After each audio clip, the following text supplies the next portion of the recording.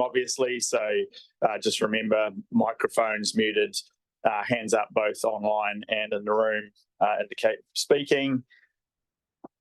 I'll open with karakia, e te whānau o te kaunihera o te aoreri, whaia te motoranga kia marama, ki whai taki kia whai mahi katoa, tū mai tū kaha, aroha atu, aroha mai, tātou e tātou katoa, tihei, mauri ora.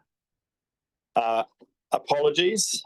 I think everyone is here either on Zoom or in the room.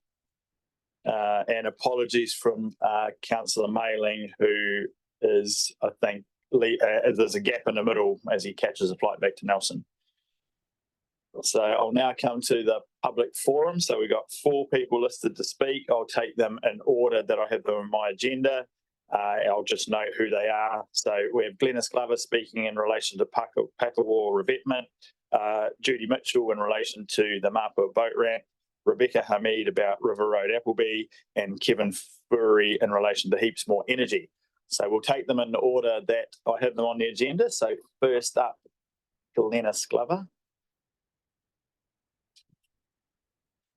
Welcome, Glenys. You can, if you, because we have people on the proverbial technology, you'll need to come grab a seat, push the little microphone button. Because I've got a really soft voice. I do remember that. And so 5 minutes, and I'll give you a little, have I got me dinger? Jeez, Bob, where's me dinger? I'll give you a little bell at 4. Okie doke. Well, first of all, thank you, councillors, Mr Mayor, for letting me come to speak to this issue today. I'll crack on because no time. I wish to speak about the consent application for the rock revetment of Pakawa Beach relating to the 3 properties, 1132 to 1136, put to the council to consider in their meeting on the 28th of March, and that was delayed. That was the outcome of that. My name's Glenys Glover, and together with my sister, I'm a joint owner of a house and property at 1136 Collingwood, Pipona, Main Road, Pakawa. I visited and stayed at Pakawa Beach since my childhood, and my sister and I have owned the beach for almost 30 years. It's commonly accepted now that climate change and consequential rising ocean levels at the Pakawa Beach is and have been subject to the subject of considerable erosion there.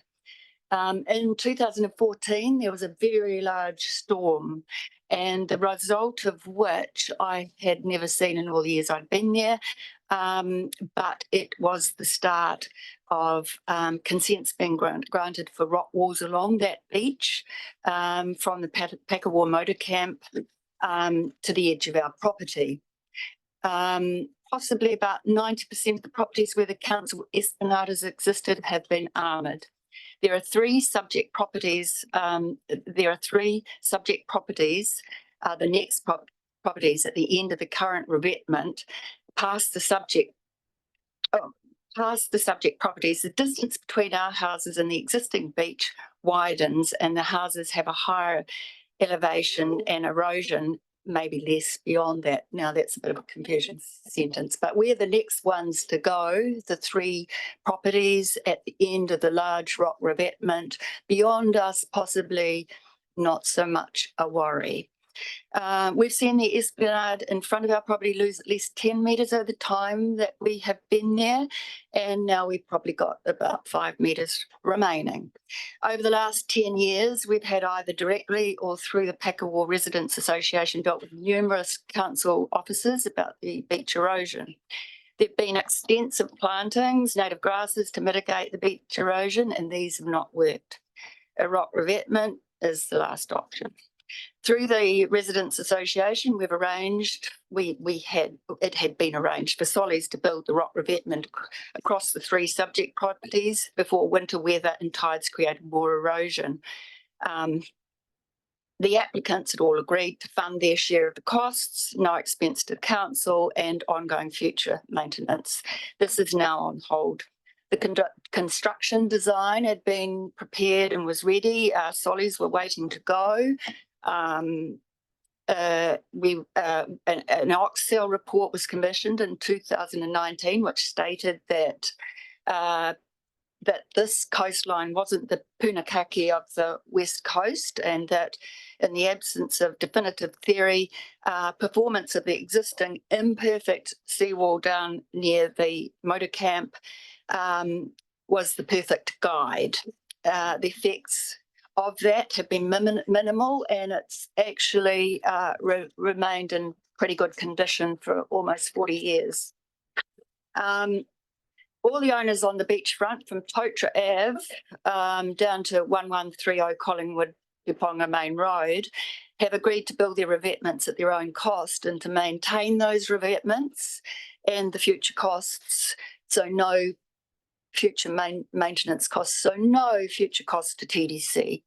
At the last meeting on the application to councillors, the officers proposed delaying the decision to create two new policies: coastal erosion protection structures on council reserve land policy, big name, and another one to make regional the coastal protection policy. It appears council intends to apply these new policies to the subject properties, which are ours, or one of which is ours.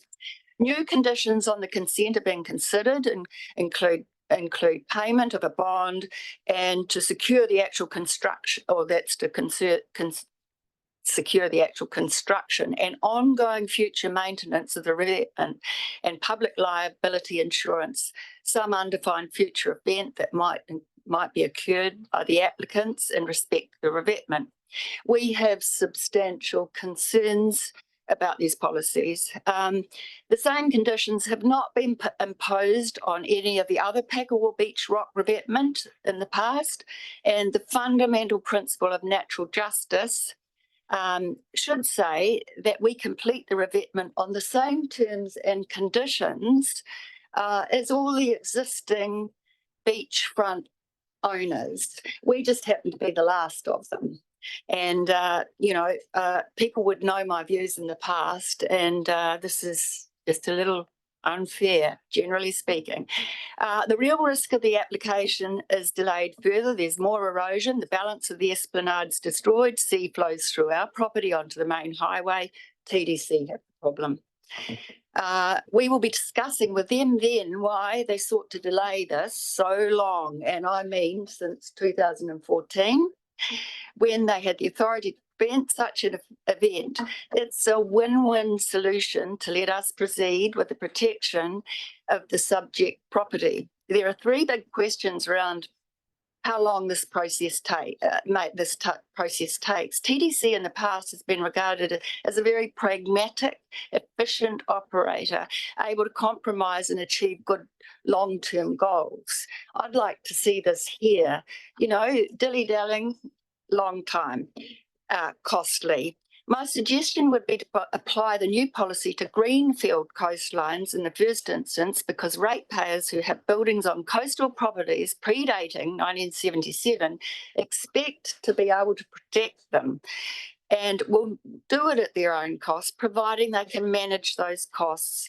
Many people that's their only property they have. All their wealth is invested in those properties. Will the subject property have to go through a whole process again of enormous cost? Do I have to start all over again? Glenys, you are now. Okay, well, final sentence. My request is that the council consider the consent be granted on the same terms and conditions as all the other earlier consents were granted.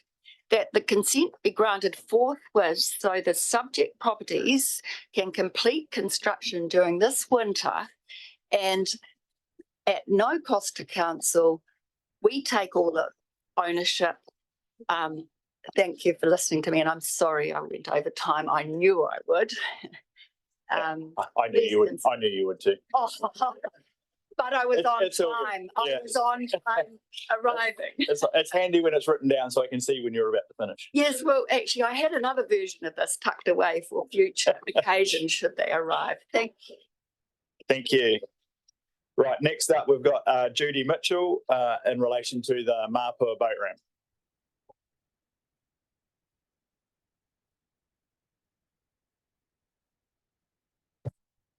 Welcome, Judy. And same thing, 5 minutes. I'll give you a ding at 4.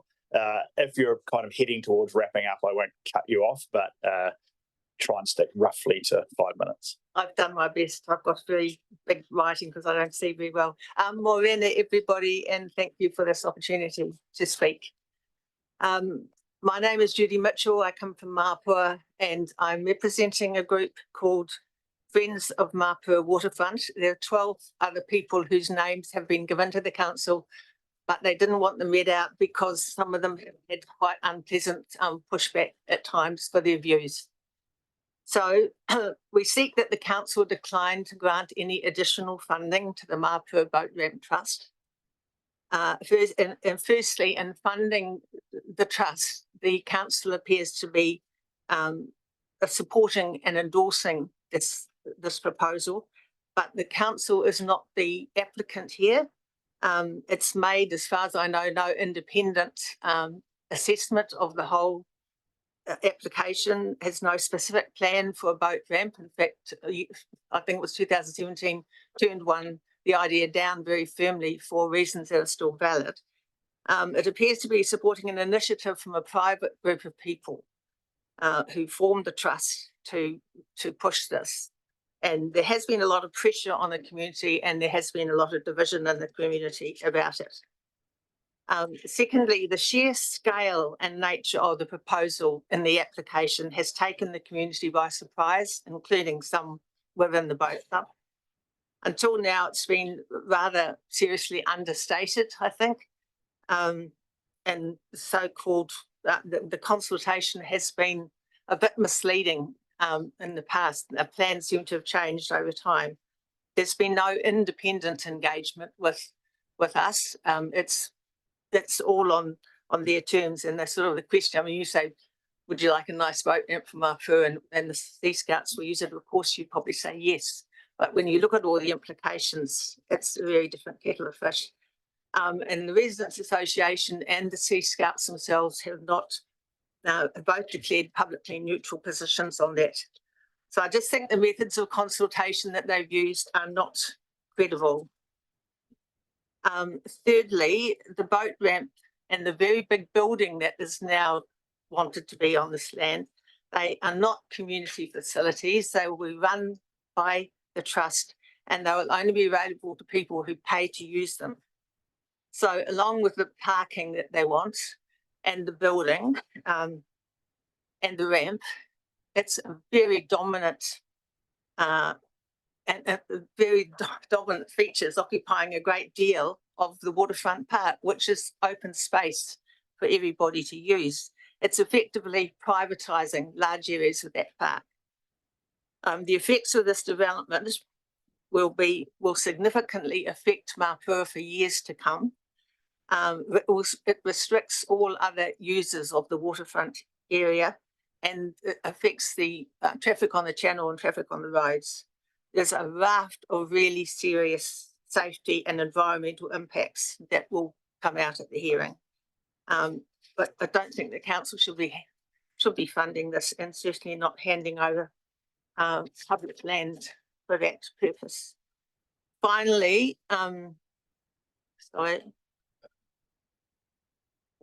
we believe that using reserve funding to support a private group would have already been offered fair use of public land is wrong. We understand the council has already given significant funding to this group from reserves money, over 169,000, I think. But Waterfront Park is not a reserve, it's an open space. And it shouldn't be privatised for use by a select group. It's not in keeping, I don't think, with the council policy, which is reserves money should be used for capital development in parks and reserves activity. So don't forget, a lot of us in Mapua years ago put an awful lot of time and energy into having this land remediated and the whole area remediated, and some of it turned into a park for the public, and it was given by the ministry at the time as a park for all New Zealanders, as acknowledgement of what we went through with that toxic site, which is still toxic under the top layer. We need to keep those open spaces. There aren't many left of them.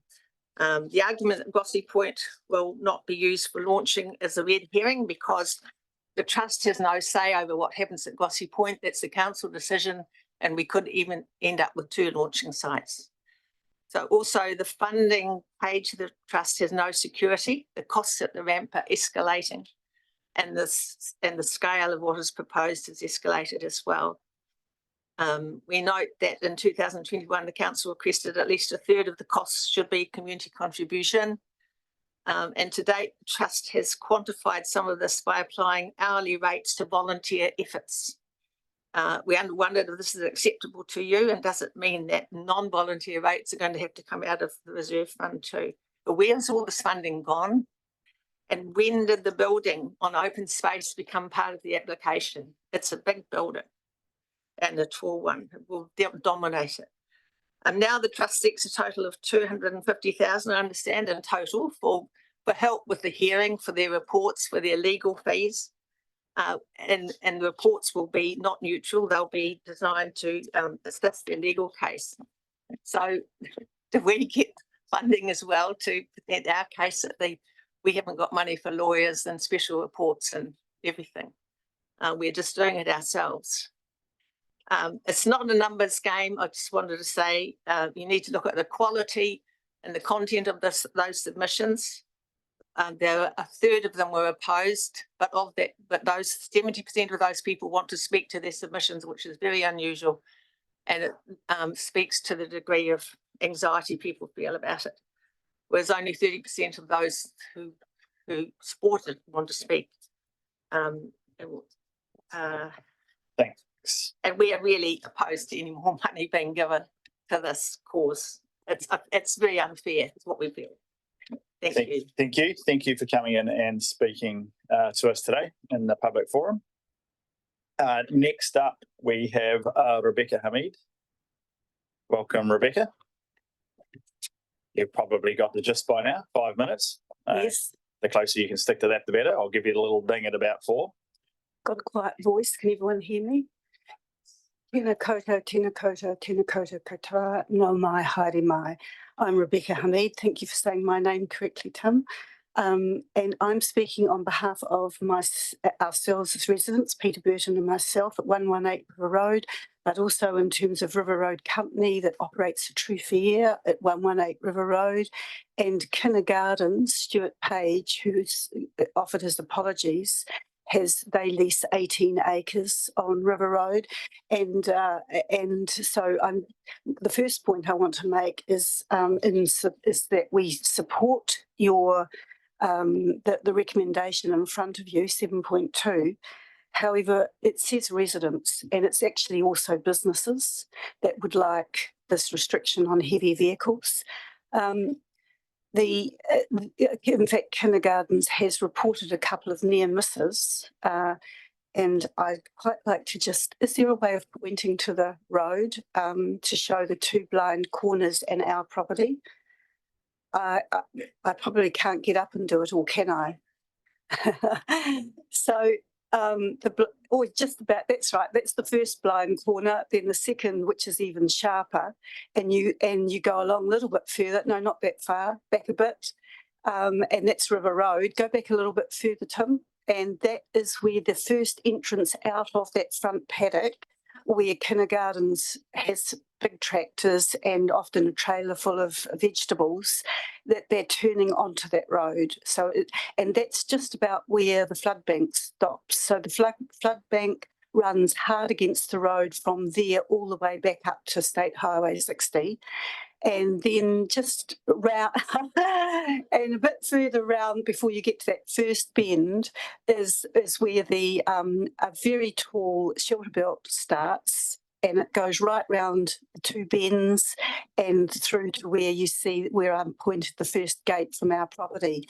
And that's part of the issue, is there's nowhere for cars to go or anyone to pull off the road. And you've got a very, very big trucks with, truck and trailer units, and they often go over, they're on the centre line and sometimes slightly over.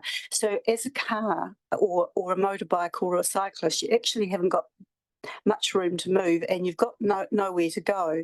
As you come round that second sharper bend, about where it says River Road, there's a deep culvert that then goes under the flood bank and takes water out in a paleo channel out to the river. So if you did pull over, and people have, you fall into a very deep culvert. There have been a number of near misses, and the kindergartens are concerned about their tractors and trucks and trailers leaving the property, and then further down, can't point to it, but where there's a strip of, it's an obvious driveway, there's another gate there where they come in and out of. So that's really the first point, that this is really a recommendation in relation to businesses working on River Road, not just the residents. The second thing that I thought would be of interest is that because we've had a concern, particularly with the increased traffic on State Highway 60, that a lot of trucks are running down River Road, and it is a 60k area, but a lot of people, probably about 80%, don't pay any attention. It's a particular concern when the trucks are going really fast. And Stu Page asked me to mention a truck and trailer unit coming around that second sharp bend, and they're already pulling out of the gate. And what happens when the trucks come out of that bend, they speed up and they can't see the agricultural vehicles until they get slightly further towards where the gate is. And it's really difficult to pull out of their way when you get to that point. And of course, the truck can't stop very quick. The big trucks take a long time to stop. So that I'd like you to point out that Carter Holt and Eves Valley have had a long at Eves Valley, and before them Bajents have had a long history of requiring the chip trucks to go around Waimea West Road, and all of their other heavy truck vehicles to go around Waimea West Road. We had always thought that was written in the consent, and Phil Dool of your staff checked that and finally found the 1983 consent. It's not in the consent, but it is in a minute in August of that year, where the Waimea County Council considers Eves Valley and has issued the consent, and they note in their minutes that River Road is not suitable for heavy vehicles, and that they will have to use Waimea West Road via Russ Corner, and that should be upgraded.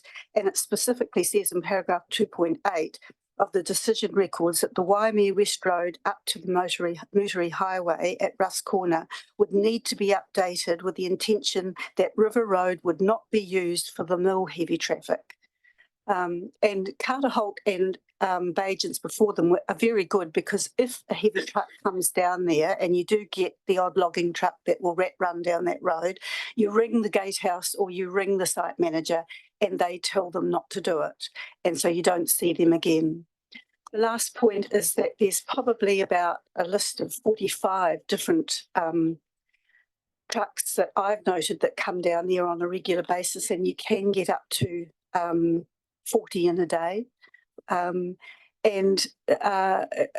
Your recommendation is for 3.5 tonnes. There are a number of smaller trucks that also present a problem, which we believe are under 3.5 tonnes, and we request that you consider 3 tonnes.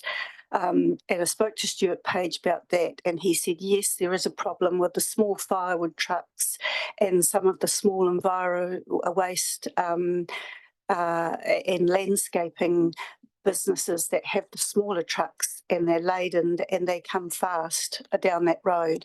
I know speed isn't your issue, but again, that there's an issue for kindergartens in terms of them leaving the property. Thanks very much. Thanks, Rebecca. Thank you for coming in and speaking to us this morning. And last up, we have Kevin Furry. from Heaps More Energy. Kevin? Good morning.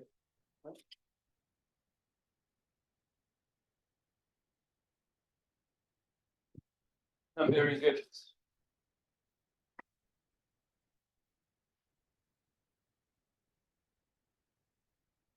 Might just run through.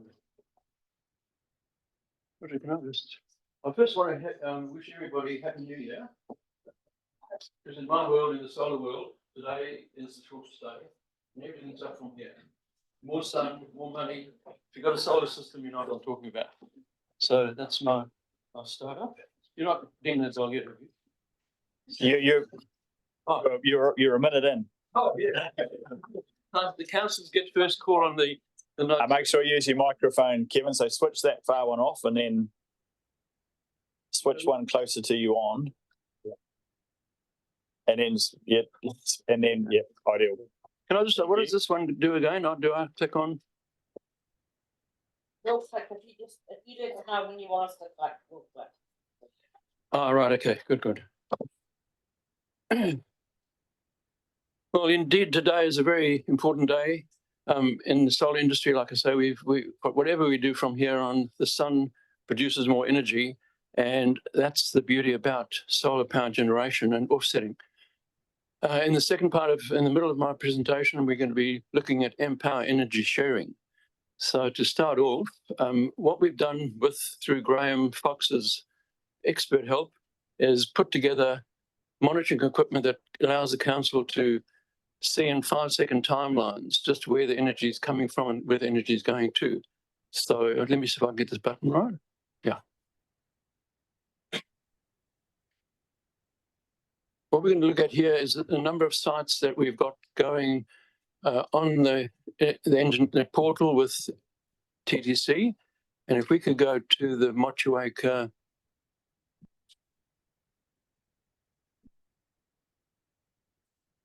So what we're looking at now is the Motueka site producing energy, and that big yellow bubble in the top in the middle is it'll go in 5-second timelines. So a small device is capturing energy, flicking it onto the Amazon cloud. It's going to a data bank, being populated and coming back on the screen. And we see that within 5-second timeline. So you can see the bubbles going from yellow to purple. So that means that's how much money, that's how it's going out. If you hover, you'll see the yellow line and the blue line about to intersect. And in fact, fantastic, that's right. You'll see the yellow line is now showing a gain. We're now into positive production territory. So part of what this is about is that the Empower solution that we're going to be offering, what I'm asking the council to look at, is to say, what are we doing with the excess power we've got? Because right now in Motueka, all the consumption in the top line is being offset by the solar production. And in the back end of this, Graham and his team can see within 5-second timelines if there's any issues. There was a issue at Motueka. They threw a rock on the top of the building. We picked up that whole string had gone out. I let Graham know, and they got it up and put the new panel on. So it's all about mitigating loss.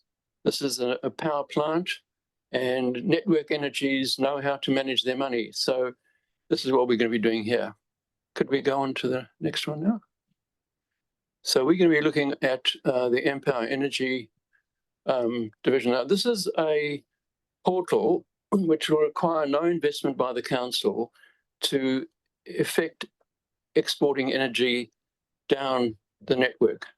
Can we go back on? Okay, if you could pop it down the screen of the Empower Energy website, please. And there is a 2-minute video that'll explain what's going on. Yeah, okay, so we can come down the screen on the right, yep. So that's the portal has got that amount of contributions. It's in the final test phases. And if we keep going down the screen, it'll show how the Empower Energy works. So the platform allows the solar to be aggregated by recipients who come from care agencies. So that's all set in concrete, and it's all totally privatized. Further down, please. And those are the energy partners that are involved in the Christchurch area. And a bit further down again. Those are the distribution partners that in Christchurch give the money out to. So energy impoverished people who, through no fault of their own, try and switch a light on and the energy switched off. You know, it's not like milk. You can't just mop it up. It's gone. When it's gone, it's gone. So these solar power extra that we're getting out of Motueka and the like can be put into maybe a Mayoral fund or the like, where people apply to have energy poverty relief. And that's what this is about. And now down a bit further, please. And that middle pictorial, if we click on that, how much time have I got, Tim? Another 4 minutes. Oh, good. Okay, if we could start that video, please, Robin. Yeah, that's it.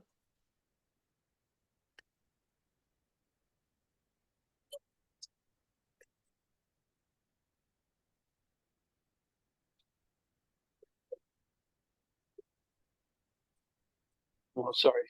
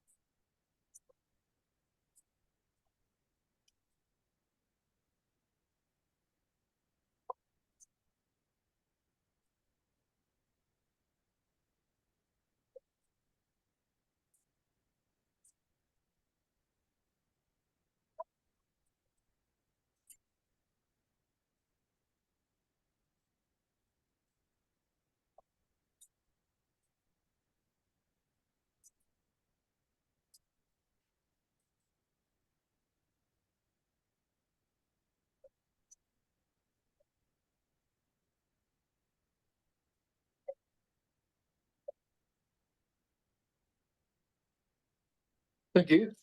So that portal is available, and it would be of interest to the council to look at it, as well as being giving a very positive feedback to ratepayers that TDC is a donor organisation versus a consumer organisation.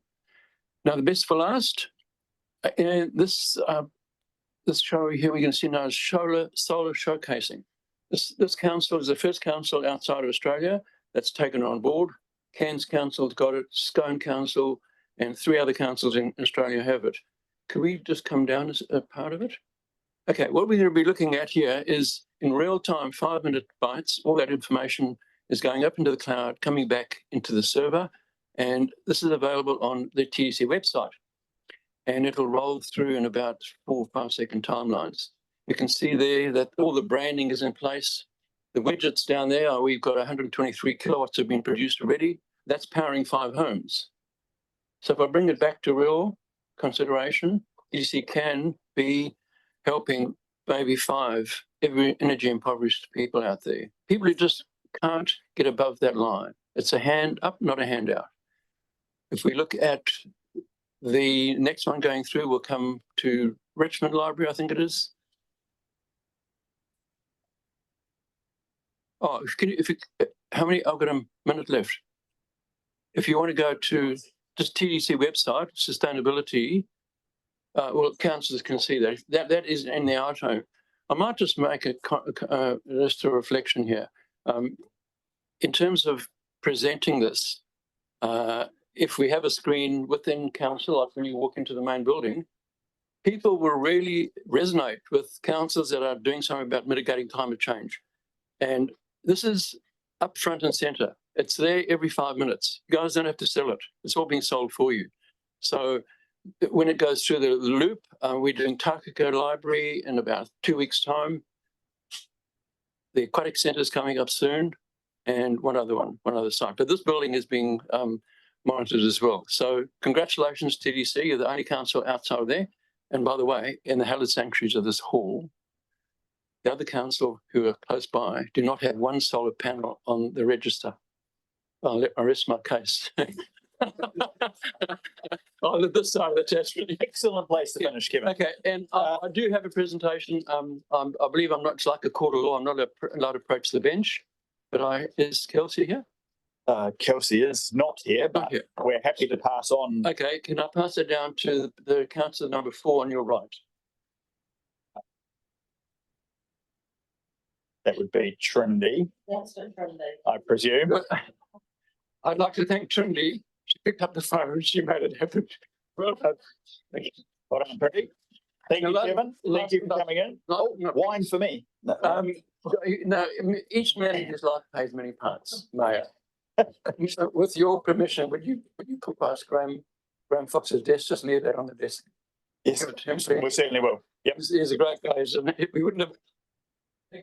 You're quite right. Graham does an enormous amount of work unseen and unheralded behind the scenes in all sorts of energy efficiency programs. So thanks, Kevin, and thanks for the acknowledgement. Thanks. Right, thank you. That draws us to the conclusion of the public forum. So now we move on to declarations of interest. Councillor Kinnamont.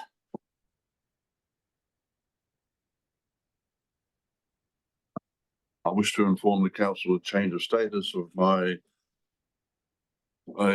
interest, and that I am now no longer a trustee of the Mapua Community Boat Ramp Trust. It's been a sad day for me. Right, okay, thank you. So next up, we've got minutes. So there's a number of minutes to be worked through. Councillor Greening. Just raising the fact that I want to make 2 corrections to the confidential minutes. Yeah, so when we get to the confidential minutes, I'll come back to you. So first up, we have the minutes of Tasman District Council meeting on the 2nd of May. Someone like to move the true and correct record. Move Councillor Dakey, seconded. Councillor Murray. All those in favour, please say aye. Next up, we have the confidential minutes of the same meeting. Councillor Greening.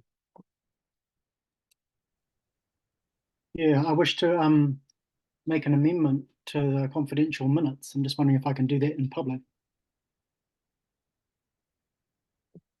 No. So we'll have to come back to this at the point in time we go into committee later, rather than going to committee twice during the day. We'll just leave the confidential minutes until we go into committee, and we'll cover them then.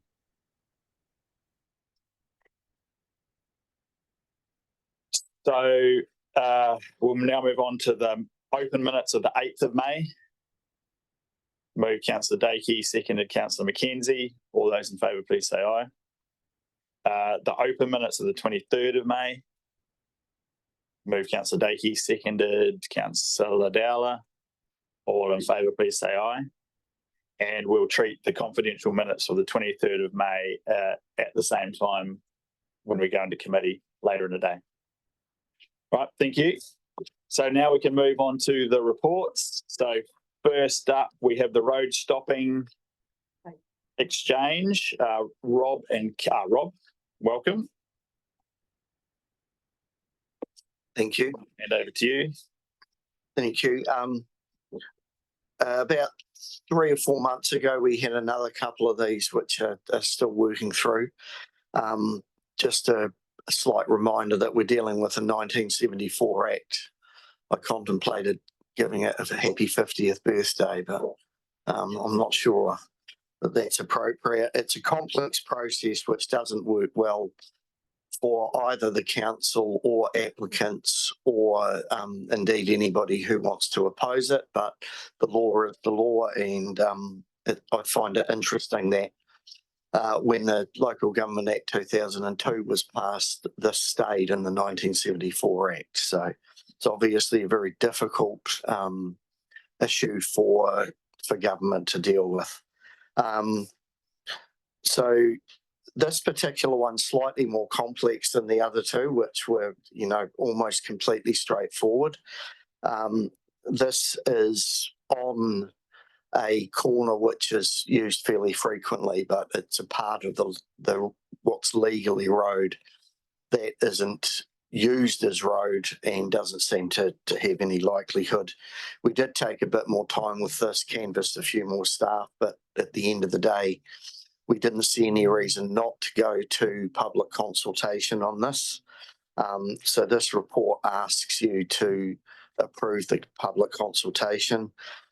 There's a small benefit to the council in terms of there being some sale proceeds if the land is stopped as road and sold to the adjacent owner.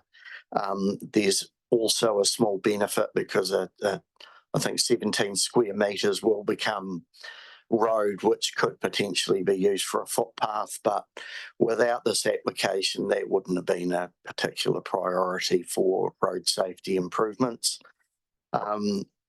So the point is we're effectively asking you to allow us to go to public consultation, anticipating that there might be objections to appoint a hearing panel and approve a potential sale and purchase agreement if there aren't any objections. Happy to answer any questions. Okay, thank you. Open for questions or a mover and seconder, and we also need to populate the hearing panel should it be required. And what names do you wish to put in under item 5? I'm looking for Waimea Motueka councillors particularly, but I'll take anyone. So Councillor Kinnamonth, question. Did you indicate a willingness to go on there, Councillor Maru? Thank you. And are you also okay? Thank you. So that's the 3 names. They can sort out who wants to be the chair. There's pointing going on. Brilliant. All right, Councillor McKenzie. So it has been moved with those names in. So I'll look for a seconder, but also happy to take questions. Seconded, Councillor Shellcrass. Question, Councillor McKenzie.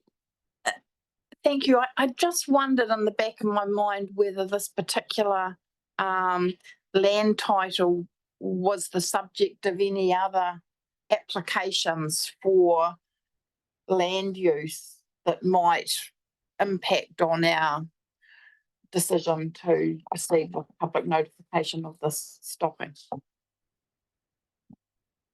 Not that I'm aware of. I think I'm trying to remember, obviously Kevin prepared this report, but the road land that we're selling is on the, if you like, the downside of a crest of a hill.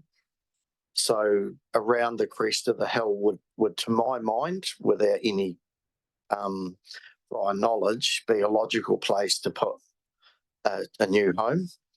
This is on the private land title. So I can see that that's probably the motivation of the applicant, because the further they are away from a legal road, the more flexibility they have about where they can place a building. But that's my inexpert guess. Okay, thank you.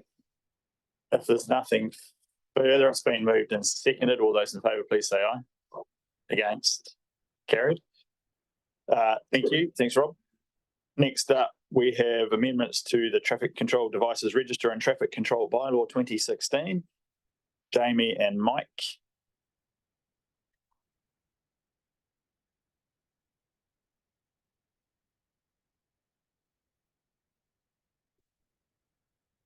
Mike, over to you.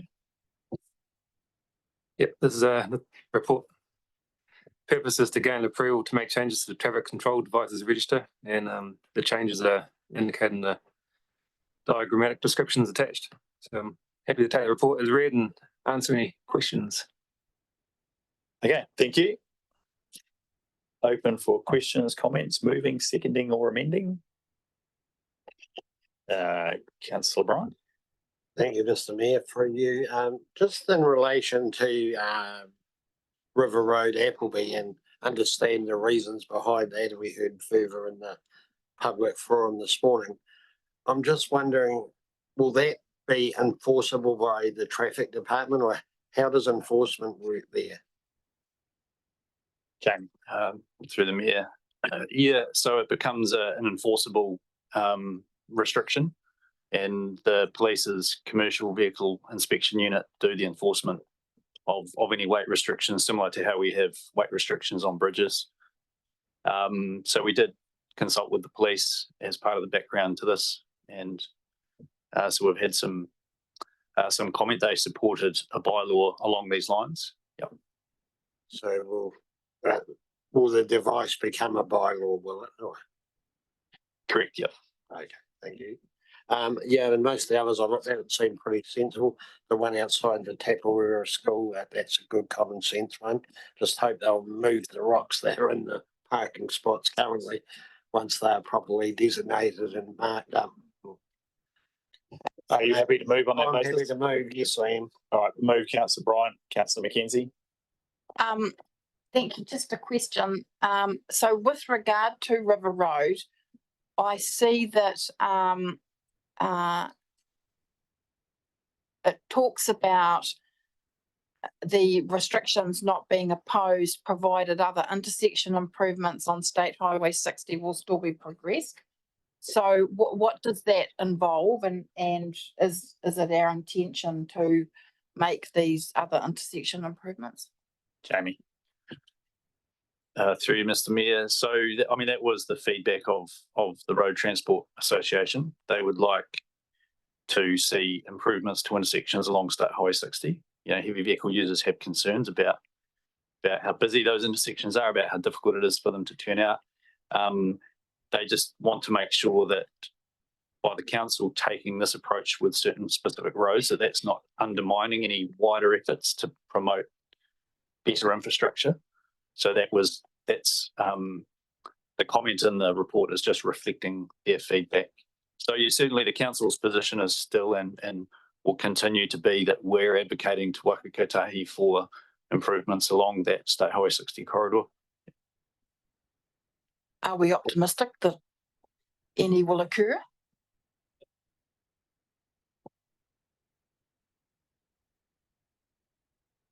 I am personally always optimistic, but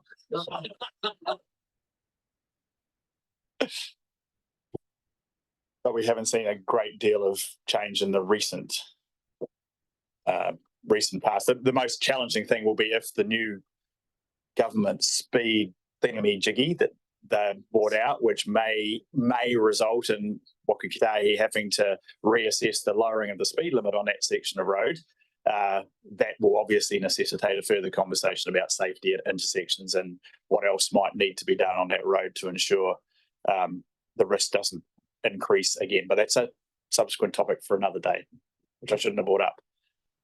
Jamie. Sorry, I could add more depth to my answer. In Waka Kotahi's State Highway investment proposal for the next 10 years, they have included some money for safety upgrades along State Highway 60 between Richmond and Mapua. It remains to be seen exactly what they propose to deliver. Councillor Greening.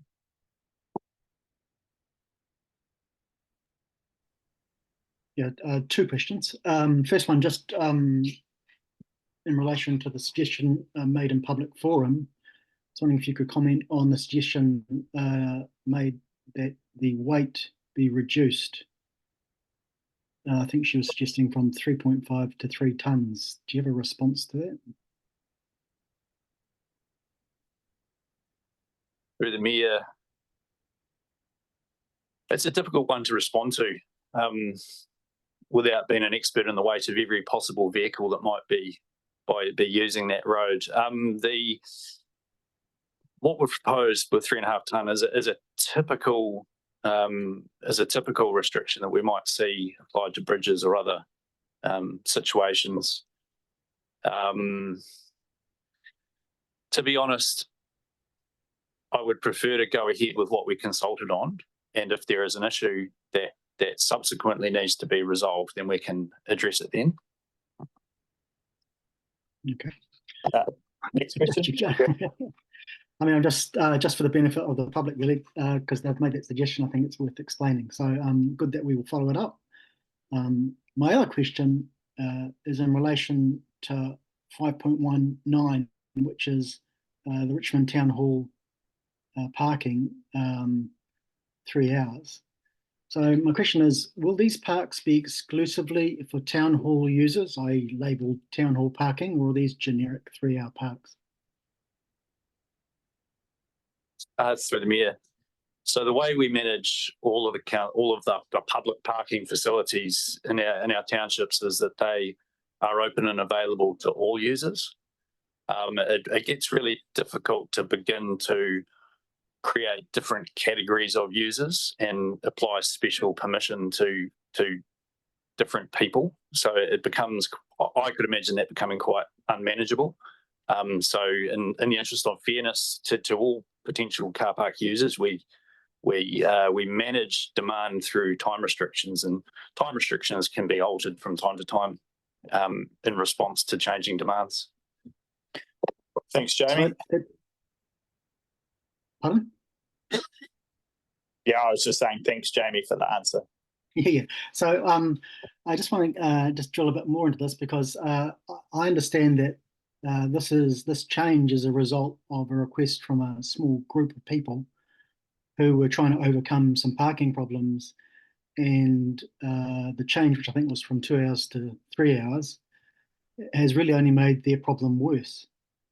So I think the proposed changes defeat the purpose of the request.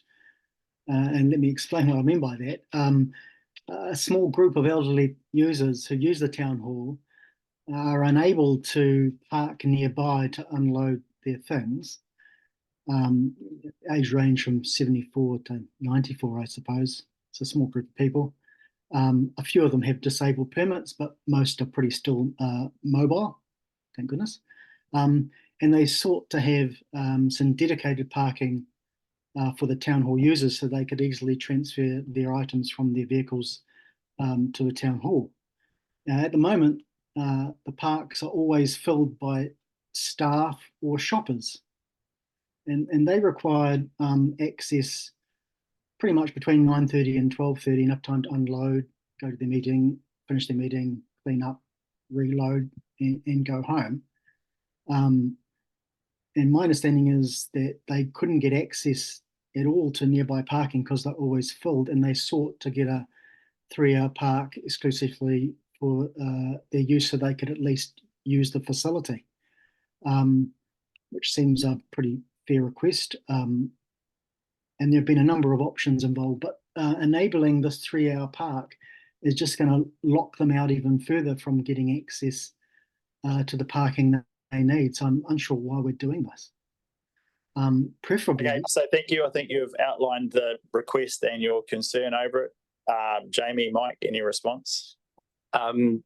Just a matter of clarification. So the parks that we're proposing to apply a 3-hour time restriction to are presently all day or unrestricted parks. And so those are alongside the town hall, and they are all of our town centre unrestricted parking is generally at 100% capacity at all times. You know, those go first. It's the workers who want to park close to their workplace generally.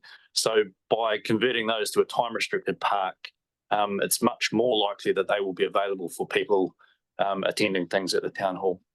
So at the moment, as I said, they access at 9:30. The parks are full at 9, and they're locked out for 3 hours, so they can't get. There's no change. There's no improvement. So I think Jamie's point is at the moment someone can park in that space at 8 o'clock and leave them there all day. And so yes, that is, and his response to your question is at 3 hours, it's less likely that someone who is working is going to utilise those parks because they're only able to be there for 3 hours. So that is the response to the question. I note your concern. Well, the response is our response to this. Mark, so just take a breath. So the response Jamie has, if you wish to move an amendment or an alteration or change, rather than just go round and round, we're very clear what your request is and your concern. If you want to amend the resolution, you'll need to do that. I don't get the sense that either Jamie or Mike is suggesting changing it. They believe that a change to 3 hours will make them more available for town hall users. So if you want to change it, you need to test the room rather than just keep talking. Yeah. Well, I'm just trying to give people the picture of what the problem is, and this is council solution, which in no way addresses the problem that's been raised. It just doesn't address it at all. And the people who have asked the request are the ones who are using it in the morning, and they won't be able to access it. So this 3 hours is of no impact to the people who have requested it. They're still locked out of their parking. Which, why make the change if you're not actually addressing the problem? Well, I think it's probably a bit like the previous conversation. Maybe the best thing to do is to change it to 3 hours, monitor it, see if it has any impact at all. Well, the people have already given feedback. They've said that this is ridiculous. It doesn't address their problem. Mark, either move an amendment or move on. Yes, I'm happy to move an amendment. So there are two options that are available, which is to make designated parks exclusive for town hall use, and therefore the 3 hours is valid, or alternatively to reduce them to 10 minutes and provide parking permits to the small group of people who are using them to exempt them from the 10-minute restriction. Are you moving one of those things as an amendment?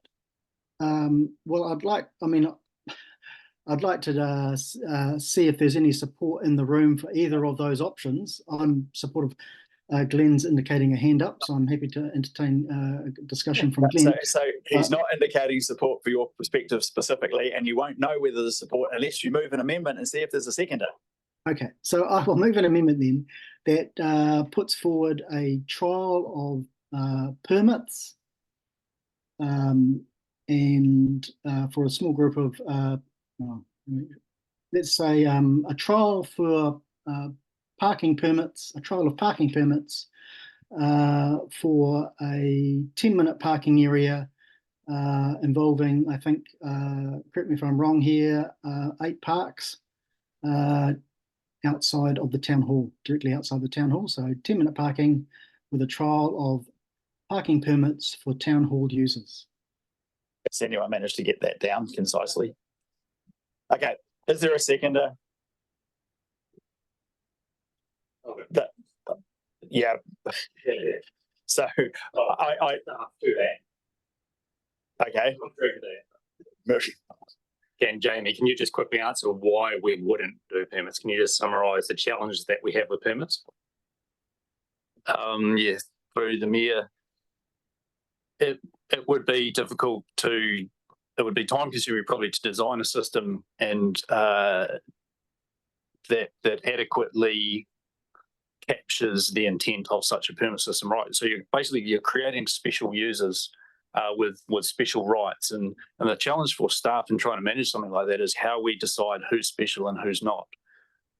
It becomes quite uncomfortable, and I could imagine there'll be lots of groups or people out there who feel that they would be entitled as well, and it becomes quite challenging. So that's staff concerns about how time consuming it could be. Okay, thank you. So thank you for the question. I'll come back. Is there a seconder for Councillor Graney's resolution? There is not. Therefore, I will come back to the substantive resolution that was moved earlier by Councillor Bryant and seconded by Councillor Maru. And I'll put that resolution. All those in favour, please say aye. Aye. Against? Aye. Carried. Thank you. Right. Item 7.3. So this is a referral report from the Joint Nelson Tasman Regional Transport Committee. Bill and Jamie, are you state no? Bill and Dwayne.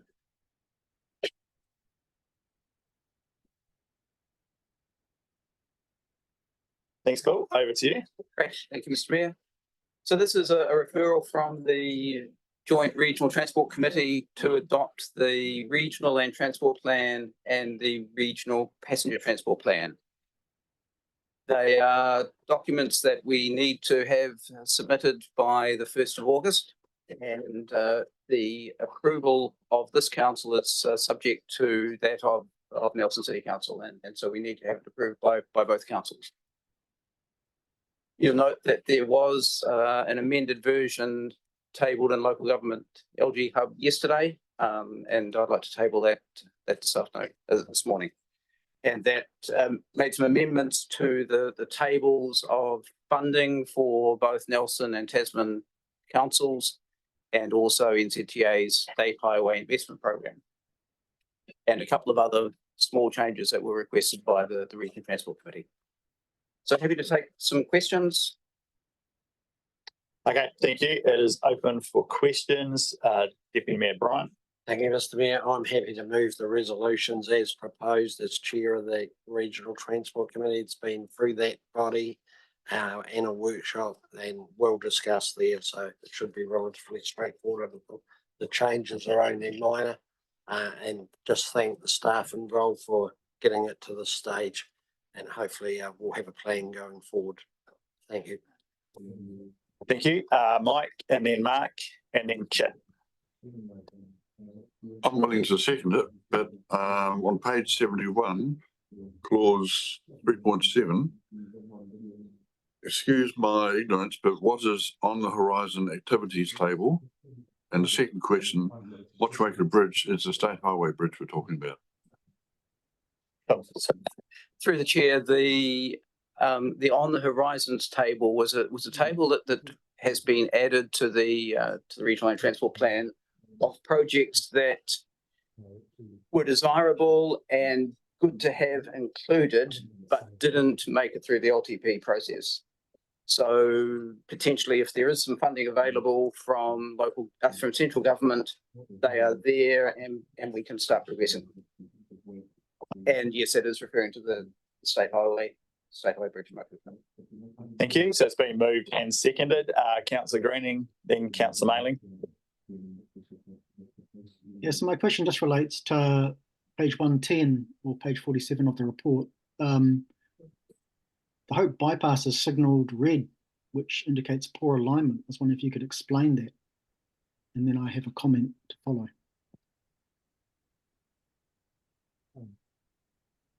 Oh.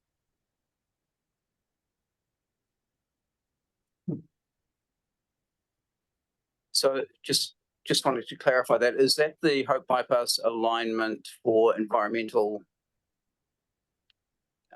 considerations? It just said Hope bypass and it had red, and when I read down it indicated red was poor alignment. So I'm hoping you can explain exactly why it's red and why it's signalled as poor alignment. Yes, through the mayor.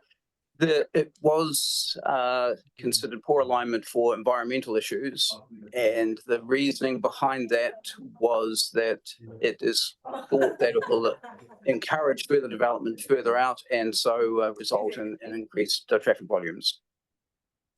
So in terms of the other factors, it had a high alignment. So my concern with this is the project itself is possibly poorly branded and looks to be, shall we say, predetermined what the option should be to the problem. I think the problem is the intersection of Gladstone Road and Queen Street, and hence the need to look at some options, one of which was the Hope bypass, been there for 30, 40 years, I suppose, as an option, was probably the thinking at that time, but I suspect the thinking maybe a little bit more agile now, and I just wonder whether, and it doesn't have to be in this, but certainly to take it back to NZTA, whether the project name possibly needs a little bit of a rebrand. I don't think necessarily a bypass going down the old rail corridor is necessarily the best option to solve the problem. Yep. So, and I hate so to this think is not calling it Hope Bypass predetermines the solution. Take your point. Just to be clear though, this is so we got this referred. This has been through a whole process involving what Yes, I know. Yeah. Nelson That's City why I'm not Council. changing anything. I'm just taking staff back to suggest NZTA a rebrand. I do agree that, and we have, and there is in progress a whole conversation around options, names, extent, scope, 100%. Whether this is the right solution to solve the problem and whether it's currently well branded, I don't disagree with anything you've said. So yeah, there is a danger that calling it this predetermines the result. That's all, and I've seen this happen before in the past. So let's have problem identification being called the project name rather than a 1950s solution. Yep. Thank you. Right. Is there any Councillor Mailing? I don't know if you'll be able to hear me very well. Just a quick question. Will the funding that we've seen indicated from Waikato have an impact on what we've put in the long-term plan in terms of public transport? Were you able to hear that? Yes. Yes, so through the chair. Currently, the indicative funding does not include public transport, so the indicative funding for public transport has not been released yet. So we are unsure as to what impact that will have. Okay, thank you. Unlikely to be a positive impact, one suspects. Okay, it's been moved and seconded. Is there anything further? If not, I'll put the resolution. All those in favour, please say aye. Aye. Resolution is carried. We'll break briefly for cup of tea. Aim to be back at 1:45. And then the next item is Streets for People post-implementation feedback. I'll now come back.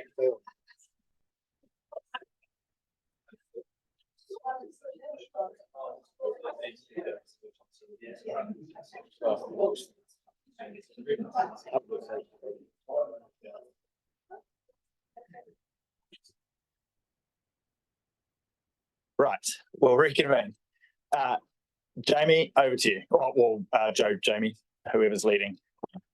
Thanks, Mr. Mayor. I'll take the report as read, but just like to point out a brief typo in the local report in page 7.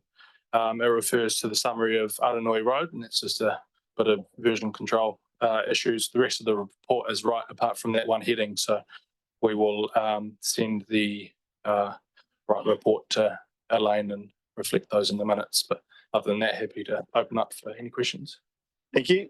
Thanks, Joe. So the report's there. Questions, Councillor Mailing. Well, just quickly, because I think I board in about 10 minutes and I've had a brief discussion with Jamie. I don't think we've run the 30k speed limit on the area of Hill Street between Williams and Queen for long enough. And I know that Jamie's data shows that we haven't affected the speed, but I cycle that twice a week. You don't feel as safe on that at the moment as on the areas where we've got the dedicated cycle lanes. So I do think the lower speed makes it safer, and we just have to educate our drivers. So before I board my plane, I just wanted to make that point to my fellow councillors. Thank you. Okay, thank you, Councillor Mailing. Geez, I'm surprised there's not more feedback. This is the thing I get the most feedback about just about anything. So everyone seems very gun shy. Councillor Murray. Thank you, Mr. Mayor. I guess I'm gun shy. I'm torn because I didn't support the original report, and I know this is a weakening of the original report.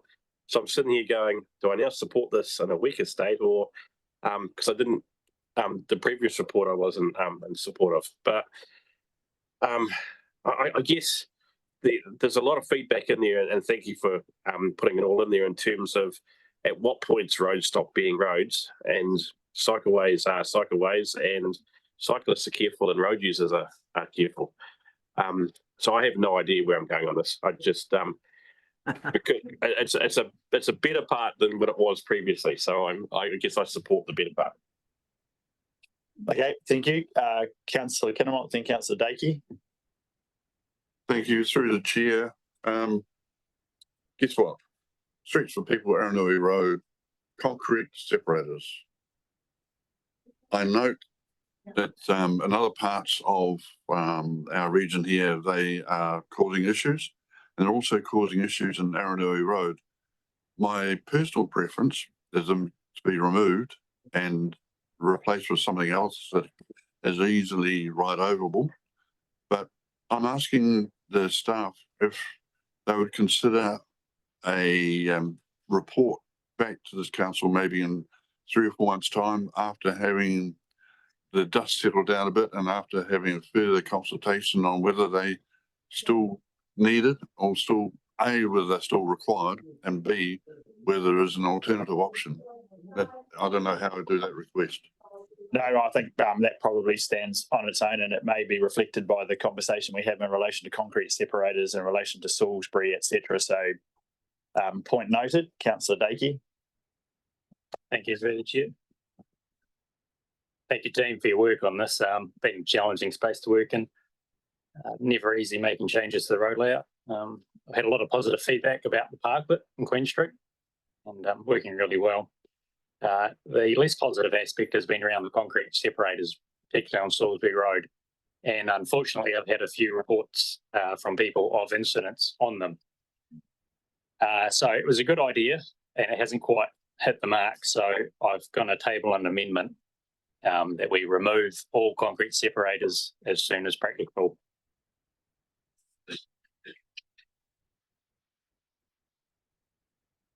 Do you anticipate them being replaced with anything or nothing? Nothing at this stage, just a time for a break. I think we've done enough and it's time to have a bit of a pause. Okay, so this is in relation to the recommendation. So are you moving the recommendation with an alteration? Yes, yes, thank you. So you just need to work on the wording, because it's not an amendment, because you're moving the overall resolution with changes.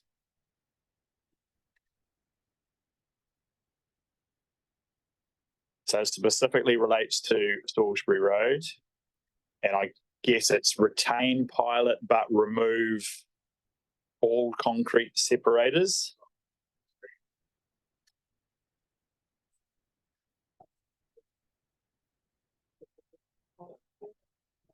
No, he can.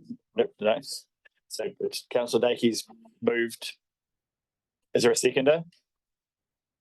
Seconded, Councillor Shellcrest. Question or comment, Councillor Walker. Thank you, and through you, Chair. It's pretty good to note that this is a pilot, so there should be flexibility for us to address what Councillor Dakey has. I guess I want a point of clarification. Are we talking about moving concrete separators for the whole area? Like, does that include Mapua as well? Because I don't get when I read that. So I'm presuming, coming back to Councillor Kinnamon's point, that we're going to get again, correct me if I'm wrong, this question to Joe, I guess, or Jamie, a similar report at some point over Mapua, or not, as the case may be.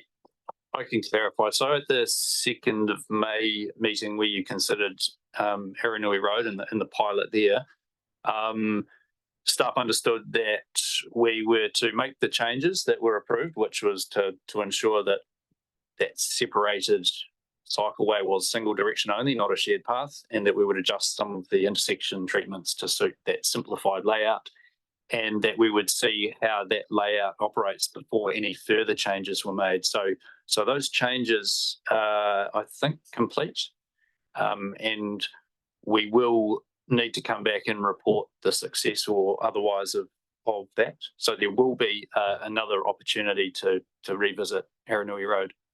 Okay, so that kind of answers both, I think, Councillor Walker's question and Councillor Kinnamon's earlier one. Councillor Greening.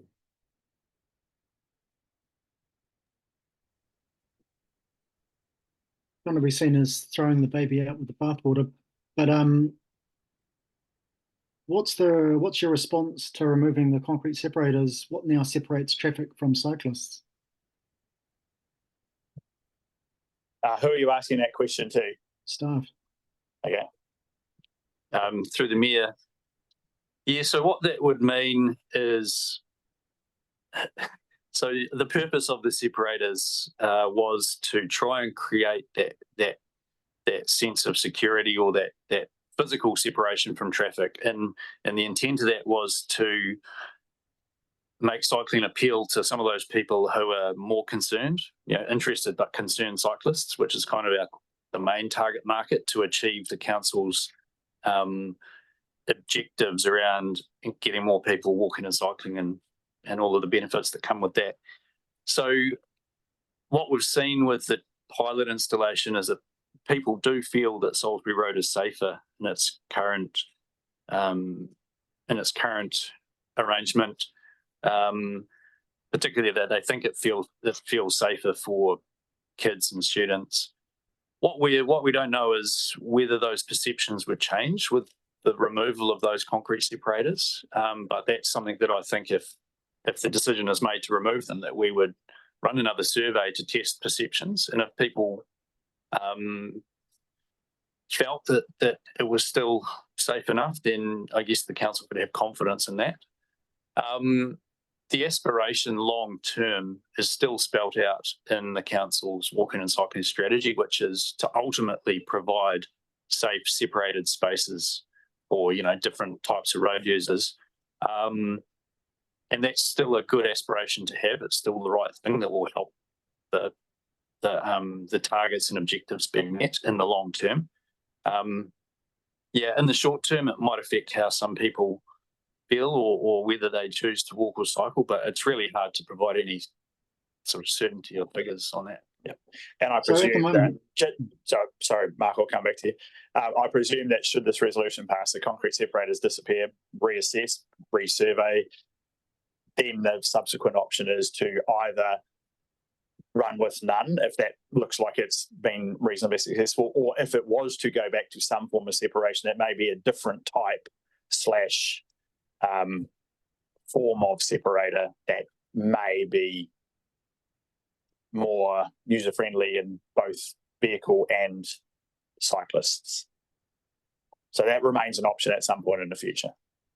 Correct, and just to add to that, we have in stock an alternative product already that could be used.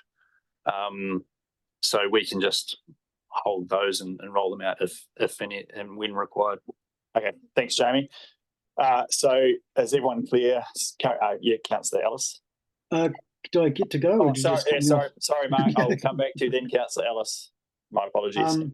So I'm just trying to again get into the issue. So I know Councillor Dike has said that people have hit them. What's the colour of them at the moment? Well, surely you've seen them. Yeah. I'm just asking, what's the colour of them at the moment? Well, they're concrete with a white painted nose and a reflector on each of the nose ends.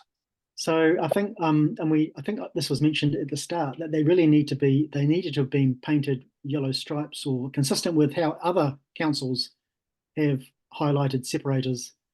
I'm assuming you're also alluding to other types of separators which maybe are a little bit more bolder in colour, and probably that kind of plastic type product where they rumble over them rather than hit them. But I think the concern from what Councillor Doki has raised and what other people have raised is they have difficulty seeing the separators, and hence they've bumped into them. And I think that if they're going to remove the concrete separators, you need to have another separator in place. Otherwise, you risk the cyclist actually getting hit. And that's my concern of removing separators along here, is we're going to go back to the old days of there's no safe conduit for cyclists.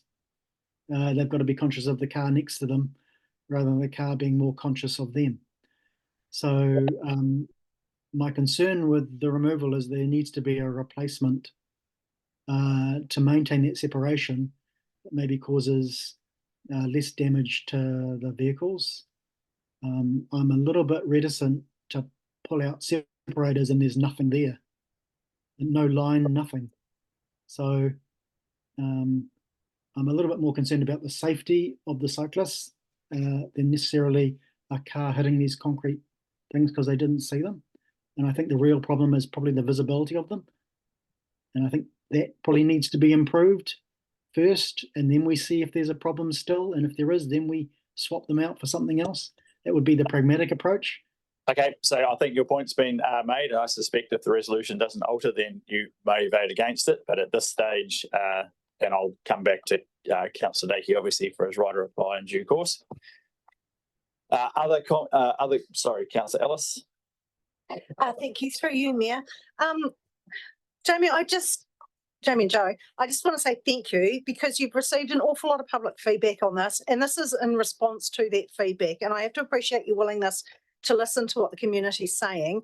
And I also feel for you a bit with the concrete separators, because if I can recall back quite some time ago, that the reason that we chose concrete separators is we were able to get them in a local manufacturer, and we were looking to support a local contract rather than having to buy them in from elsewhere. So you were kind of put in a situation where there are complaints about them when it was something that we encouraged in the first place. Also, too, do you have any data? I realise there's been a lot of complaints about the concrete separators. Have you identified the ones? I know that there's been quite a bit of feedback quite close to some streets where people are turning out and hitting them because they're travelling at speed. But there's also instances of cars hitting those separators. My concern is that what would have happened if they weren't there, and why cars aren't sticking actually into their lane for those that are there. Have you done any work to look at potentially removing some of the separators and retaining others? Because my concern that if they're going to be there, and they have protected cyclists, because obviously cars are hitting them, removing some but not all for safety. Has there been any look at that?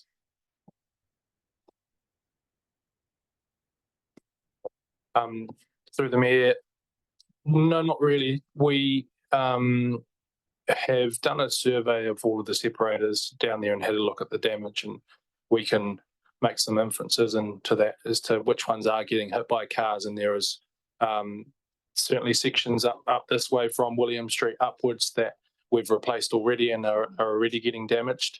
It's difficult to say whether those are from cars hitting them or from the rubbish trucks, because they do straddle the separators. But there are areas down the other end by the aquatic centre which are as good as new, which basically had no damage. So yeah.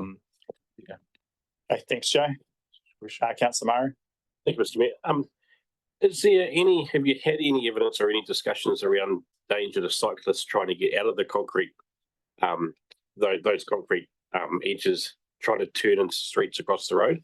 So once they're in that lane, have you had any indication of dangers to cyclists trying to get out of that lane?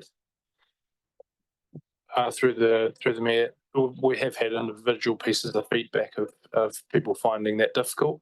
Ultimately, there is up to a 2-metre gap between sets of separators, so there should be enough room if you wanted to, say, heading down, get out onto William Street and join the lane. There should be enough room to do that. But I have heard from people that they do find that difficult to cross the street. Okay, thank you. Oh, crikey. Councillor Dowler, Councillor Shellcrest, and then Councillor McKenzie. Can I go to a different subject? Concrete separators, or you want me to come back? We'll stick with separators. I'll come back to you. Councillor Shellcrest and Councillor McKenzie. Yeah, mine was around the data as well. Obviously, I've seen quite a few this end of the street, the edges blown out, but also there is still going to be a line as well, isn't there? Yep. Through the chair, there's a painted buffer, that won't change. Okay, thank you. Okay, so we're finished on separators and at the moment. Councillor Dowler, then Councillor McKenzie. Yeah, just to ask you about the Queen Street Henley Dairy. On page 242, talked about previous thing about looking at possibly reinstating car parks on the south side of the road and making it a 30k zone past there.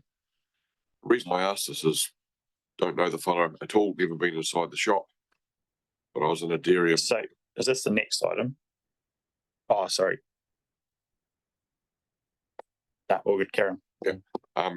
Talking to a dairy owner in Mott who must know the dairy owner over here, said he's in financial strife because he's lost all that traffic heading down the way. They just don't stop. They just keep driving past. They come down to the BP now, buy their milk or whatever, and head home. They don't muck around and going around the corner and driving out the back. So I just want to know where you're at. I will admit the antique shop's happy now. They seem to be more than comfortable with the way it's working. The biggest problem is people are blind and can't read the parking signs. But yeah, the concern came from, not my concern, from a friend or colleague in Motueka who owns a dairy, about his mate over here probably going to go broke and have a valueless business to sell. Yeah, through the chair. I think you're referring to the previous report, which was an attachment. Yeah, that's why I was, report, which is creating some confusion, I think. The previous reports, but not on this agenda. Yeah. It's attached for information. Yeah. Yeah. So I guess the Queen Street, Aranui Road, Champion Road, and potentially at some point Wensley Road, is all going to be subject to further conversations at some point. Correct, yeah. But I mean, through all the considerations and resolutions previously, it's clear that there's going to need to be some ongoing monitoring and reporting back against these projects. Okay, so for today it's just Salisbury Road and Hill Street, but I'm sure the point will have been picked up in the discussion.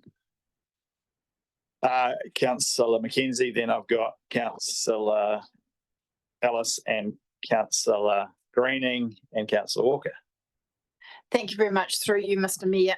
Just in terms of that last conversation about further reporting back, I note in this report, in terms of these pilot areas, we have some schools have suggested that they've got more students cycling since the cycle lanes were installed, as evidenced by cycle racks being full to overflowing. I mean, that is such a good piece of information, and I would really encourage the council staff when we report back in the future that we actually get more data on that as evidence through the schools, because that's what we're actually trying to achieve. So you know, and I think many people in the community, you know, change isn't easy, but I just don't think people are aware that we're actually having that positive benefit with children. Thank you. Thank you, Councillor Ellis. Thank you, through you, Chair. I'm just wondering, do you have a comment about Councillor Mayling, since he's not able to get onto this, about the removal of the 30k zone and his request that it's retained? With the removal of the 30k zone, that will still retain the parking? And is the issue that drivers are not travelling at that speed to make it safer? That's where the actual issue is, not the speed limit. Yeah, through the mayor. So we've had a reasonable amount of experience now with seeing what happens when we put up signs, speed limit signs, either temporarily or, in Hill Street's case, permanently, semi-permanently, to influence driver behaviour and to see what drivers actually do. And what we've seen they actually do is not change their behaviour. They put up the 30k signs in an area that's traditionally been 50k, and there's no other change to that road environment. People will drive at the speed that they previously did. Contrast that with Wensley Road, where there have been changes to the road environment to support the new sort of posted speed limit of 30, and the compliance with that posted speed limit is very high. So that reinforces what we already know as traffic engineers, is that you need to do more than just put up a sign if you actually want traffic to travel at the desired speed. So what we've ended up with on that section of Hill Street with that trial 30 kilometre an hour is no net benefit to cyclists whatsoever. The choices that we've outlined in the report are that the council accepts that the 30k hasn't been affected and restored to 50 with no other treatment. That's the recommendation at this stage, and that's a recommendation because we've kind of run out of time within the funding available for Streets for People to do anything more substantial or significant. So an alternative option would have been to install traffic calming devices, but that won't happen quickly, certainly not by the 30th of June. And another alternative would be to remove the parking, but that would probably involve a little bit more work as well. And it doesn't seem that that was a preference of the council previously. And isn't another option to leave it at 30, which was Councillor Mailing's request, is just leave it at 30. Clearly, the evidence suggests, as it has previously, that that doesn't necessarily slow people down, but then we've kind of run it for however many months. And so what is the downside to leaving it at 30? So the downside of leaving it at 30 is that people will just lose respect for speed limits. You know, that's a little bit of the art. That's an excellent point. I'll just stop you there. So we're considering this, I know I'm slightly off topic, but we're considering a speed limit bylaw which drops speed limits all over the place in all sorts of situations, from 50 to 30 to 80 to 60 to 100 to 80, with, as far as I'm aware, zero physical change to the roading environment. If I run the logic of what you just expounded very clearly, very articulately, and I 100% agree with you, why do we do this? Why are we changing so many speed limits around the whole region? If the evidence suggests, and traffic engineers have been explaining this in this council, and I'm sure others for years, if you're not willing to make the investment in physical changes to the road environment, changing the speed limits is effectively pointless. Yeah, I guess it's horses for courses, isn't it? And as the council works its way through that separate speed management plan process, those issues are being drawn out and described, and ultimately those discussions will lead to a speed management plan that will propose whatever speed limit changes it proposes, and those ideally will be targeted and supported by whatever infrastructure is needed to achieve them. Okay, thank you. Councillor Walker. Yeah, thank you, through Mayor. Just hopefully a quick question. So this was a pilot, and you've talked about funding just before in your comment. So can I have assurance that we've used all that funding that was allocated, or are we still sitting on some, being that it's a pilot? But we had a time frame to deliver on. Have we used all the money that was allocated from central government and that we've had to top up, no doubt? Or are we sitting on a bucket, albeit a small one, to do any mods, because this is still a pilot? We're not going to use all of the budget that was originally applied for, but there is funding available up until 30 June to make these changes that we're talking about today and finish off the raised crossing and the rest of the program. But as of 30 June, there'll be no money left over. Okay, thank you, Councillor Greening. And then I'll look to come back to the mover for his right of reply and put the resolution. Yeah. So I'll also just forewarn, if it's not supported, and maybe Glenn may want to entertain this in his motion or not, it's up to him. But I do think there needs to be some form of division. If it's not concrete, it needs to be the new separators that the staff have indicated they already have in stock. And either that's globally done or targeted, which I think makes more sense. I would like to know what the cost of removing all the concrete separators is from staff as well. But I'll also forewarn that if Glenn's resolution isn't passed, that I will put a motion that looks to replace targeted concrete separators which are causing a problem, and to improve the visibility of existing concrete separators where there are clearly no problems. But my question is, what is the cost of removing these separators? Through the Mayor, I can't give you an exact number, but it's the cost of setting up a traffic management plan, and it's a relatively quick mobile operation, so less than $5,000. Oh, okay, that's okay. Thank you. Thank you. Yeah, I'll note your foreshadowing. I'm coming back to Councillor Dakey for his right of reply, and then I'll look to put the resolution. Thank you, through the chair.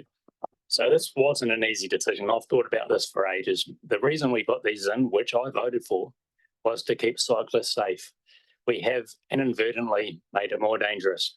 We have come very close to a very bad situation many times.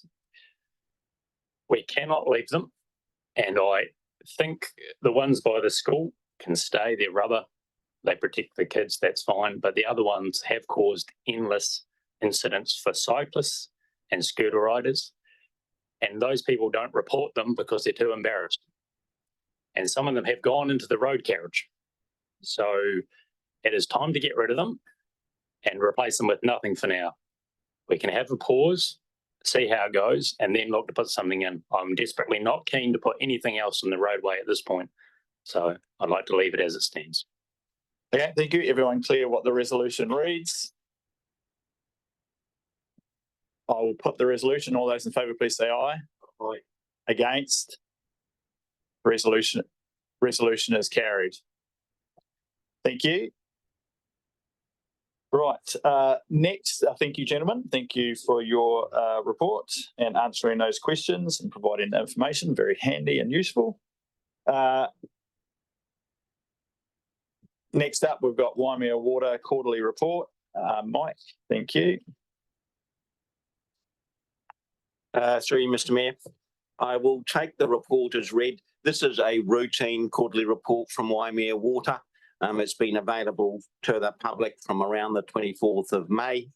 There are no particular issues in the report that I need to bring to your attention, but I would like to advise you that Waimea Water Limited are due to provide their statement of intent by the 30th of June.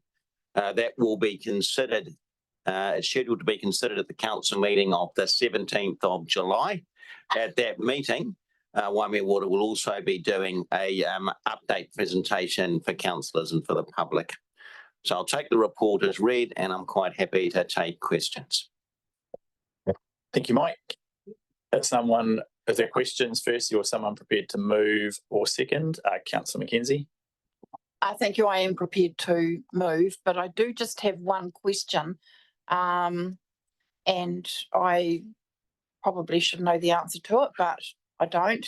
I note in the statement of comprehensive revenue and expense for the 9 months to March 2024, we're forecasting a deficit, so our water charges income is less than our expenses, including the finance costs. So, Mike, could you just remind me why it's running at a deficit? Through you, Mr. Mayor. I need a slightly more detailed analysis to get exact numbers out. Typically, we have been working, or at least Waimea Water has been working on estimates around that transitional cost. So this is the year they're transitioning from project cost through to the operational cost. So I'll check that. I believe they have we don't fund depreciation, for example, in Waimea Water Limited on the dam. That will probably come through in the statement of comprehensive income. I'm more concerned about variances from the budget that they had anticipated.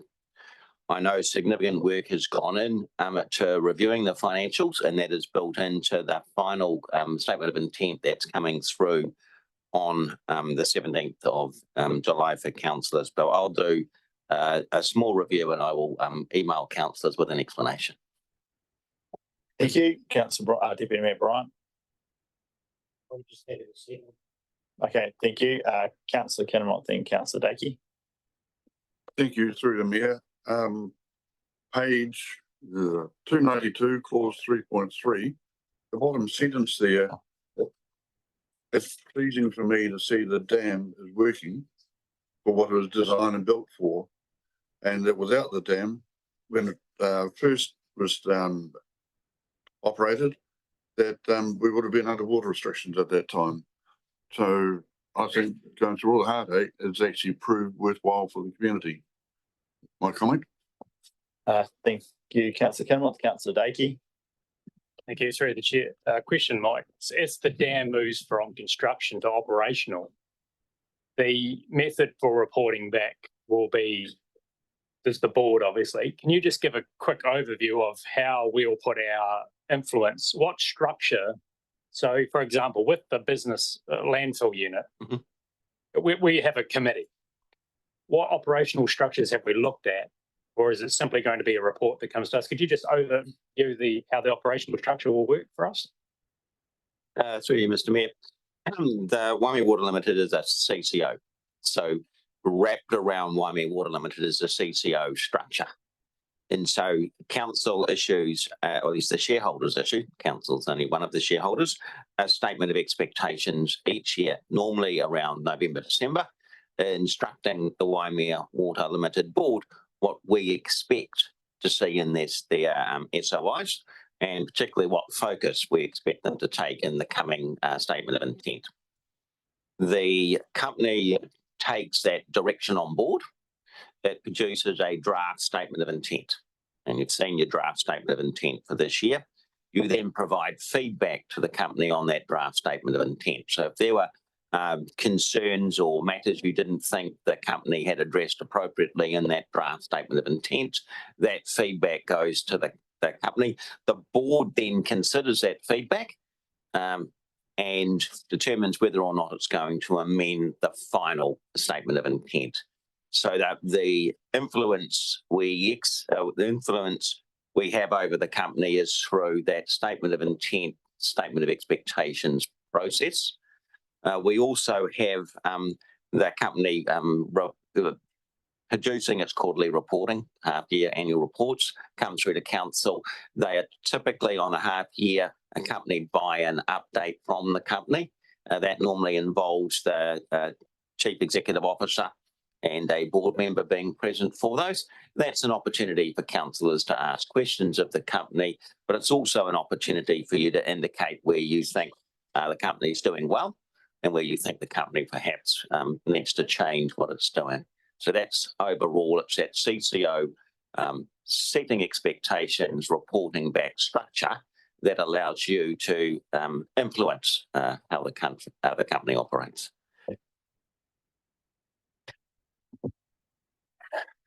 Anything further? If not, I'll put the resolution. All those in favour, please say aye. Against, carried. Next up, we've got the initiation of the Motueka Wastewater Treatment Solutions Project. Pauline and Adam. Pauline and Adam first up. Renee, you may, I think, if you come up, seeing as the two items are at least quite related.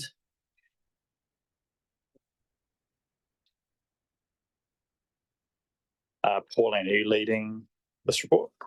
I'll hand over to you. Kia ora koutou. I'd ask that you receive our reports as read, and I'm here to clarify any questions that you may have.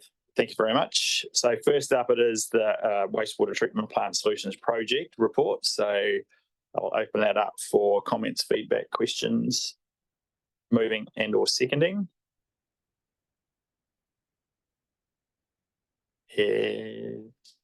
Councillor Kinnemont. I'll move, but I have a question. Page 325, clause 8.5, tells us the makeup of the group, the membership. Is that just a gap when there's no one there from TDC? Or is that part of NRAID? What?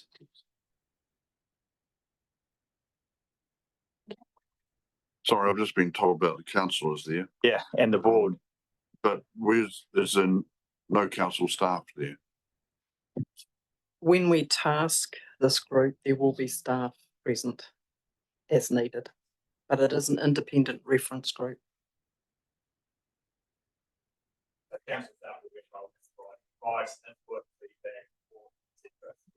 Sorry, Tom can't hear. Sorry. So council staff will be responsible for the provision of information, reports, recommendations, etc., and providing the service to this group of people as opposed to being part of this group of people. Correct. Okay, thank you. So it's been moved, Councillor Kinnemont, and seconded, Councillor Murray. Do you wish to add anything at this point, Councillor Murray? I've got nothing to add, thank you. Okay, thank you. Okay, all good. All right, anything? Councillor Greening.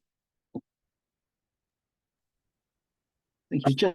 Just in relation to 11.1 and 11.2, where you highlight, and probably 10.1 really, high cost, high risk of this project. I was wondering if you could just expand on what you mean by high risk. Is that high risk in terms of cost risk, or high risk in terms of engagement? There are a number of risk areas, both the financial cost to council and to community. High risks around community anxiety about what we might do, where it might go, and what the solution is. So it's a very significant program of work that will be undertaken over 11 years. So I think there's a number of opportunities that will expose us to risk, both financial and reputational, if it's not managed properly. We're also going, I assume, through setting our own risk expectations through council. So will this take into account that document? Yes. Because if this is high risk and we don't want to be high risk, what's the response? The response is this first year is really critical because we set up all the processes that we will operate on for the full 11 years as we undertake this project. That includes, in this document, there's a list of things that we need to set up: partnership, a board, a project board, the structure, the internal team, the principles that we will need to guide this. It's a huge program, and this first year is really about setting the framework to operate safely under. And that's the first step in addressing the risks associated with this program. So there will be at some point the opportunity to come back to this once we've seen that set up and determine whether we still want to proceed with that type of framework. Is that Absolutely. Adam and I will be checking in with councillors and ELT on a regular basis to make sure every step is moderated. And do you see this as a high risk in terms of cost blowout? For this first year, this first step is for the project as overall. No, because we'll have a framework in place, so we won't be. But we're a long way from even determining what the project looks like, and so we're some way from determining the overall cost and then the associated risk of whatever that project is. So I think we're at the very early stage of setting up a group to start looking at all of those potential risks, assessing the height or otherwise of them, and then suggesting ways of mitigating or reducing them over time. So I think very, very early stages. The key point is there is the potential, as is highlighted in the report, for risks that are both financial and a range of other risks that the community will see. Different parts of the community will see different risks as we go forward. And it is also quite likely that one lot of concerns may actually be quite different and almost opposite to other people's concerns. So these are all things we will just have to work through over time. Hence the suggestion of starting with a fairly broadly braced group that covers some of the key areas of risk. I was actually asking the question of staff, but it's nice. Yeah, thanks very much. But it's all good. But the staff endorsed that statement because my question was to staff. Correct. Well said. Thank you. Thank you. Right. Councillor McKenzie, and I'll come back to Councillor Kinnemont. Thank you very much through the chair. Just a thought that I have, I mean, in section 5 of the report, we certainly outline what the work program is going to look like for the first 2 years. You've got a whole number of really good and important things in there. I just think the thing that's missing for me is actually an articulation of the project or program framework that we're going to work to. So what we've identified is the activities, but we haven't identified the framework. And to me, I think that that's missing because, you know, for a project of this significance during the life of it, I would expect there to be some health checks or reviews undertaken to make sure that we're doing all the things that we should be doing in accordance with that framework, and without articulating it, then for me, that's missing. Through the chair, we took on board your discussion at the workshop that we need a proper framework to work on, and that will be one of the first steps of this project. We have talked to teams that are involved with DIP and taken some advice about financial frameworks, models, and opportunities to have a strong framework for the process to work in. We haven't taken those steps yet. The program can't start till the 1st of July when funding starts, and once we have approval for this, then we can start those initial steps, and I would anticipate checking back in with this group regularly. I think so for me, I would like, I totally understand that. But when you get to the point of establishing that framework, then I would like that to come back to the governance body. Thank you. Okay, thank you, Councillor Mackenzie. Councillor Kinnemont. Through the chair, who is a gifted start again. Page 330, clause 4.5. Who is the gifted person that's going to lead this work? Are you able to name the person, or is it? Am I on the next paper? My apologies. I am too sorry. I'll withdraw that question. Okay, thank you. So it's been moved and seconded. I will put the resolution. All those in favour, please say aye. Aye. Against, carried. Next up, we've got the regional wastewater philosophy paper. So again, same staff. So Pauline, I'll come back to you again. So I would ask that the report is received and the team's open to answer any queries. Okay, so again, Councillor Kinnemont, we are now on that report. Thank you very much. So who is this person that's going to lead this work? Are you able to name them?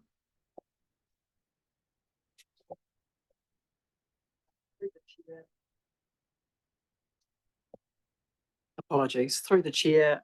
So the regional wastewater philosophy work you're talking about.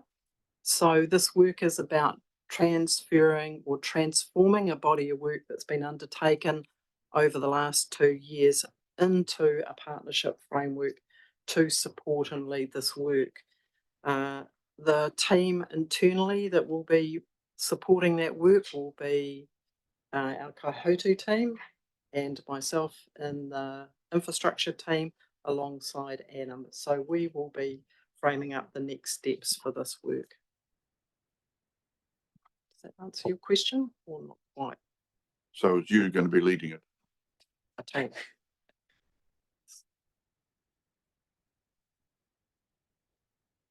All right, thank you. Anything, so further questions, queries, comments, feedback, and or moving and or seconding? Move Councillor Dowler. There a seconder? Councillor Butler. No further questions? Yep. CEO Leone. Through the chair, we will, the executive leadership team will have really good oversight of this. This is a significant project and the philosophy sits behind it. So I would be expecting a lot of eyes from the executive leadership team across this, right through the whole project. You know, we all want the end result. We're all invested in this. So I assure you that you will get lots of feedback, opportunities, and as we go through, we want you to come along with us. So just want to give you that assurance. Thank you, Pauline. Thank you.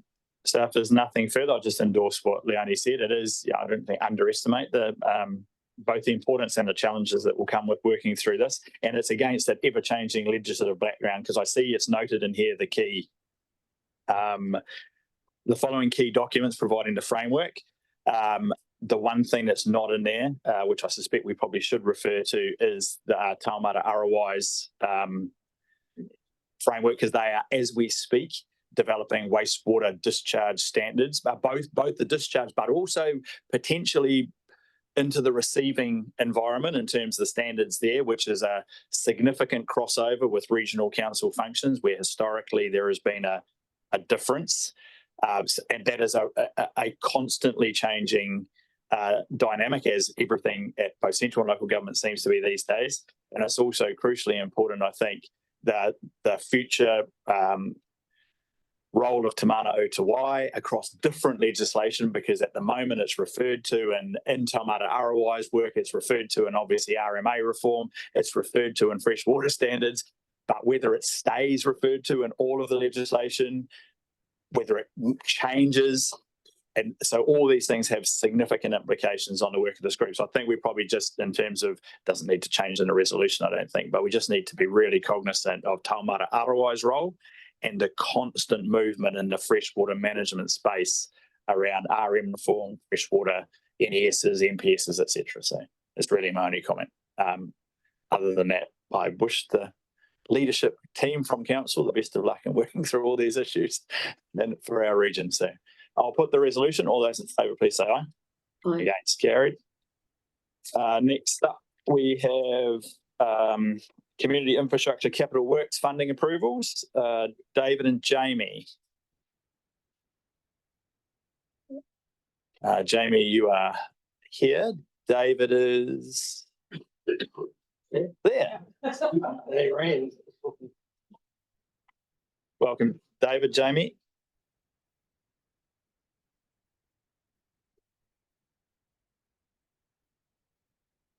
I'll hand over to whoever's David. I'll hand over to you.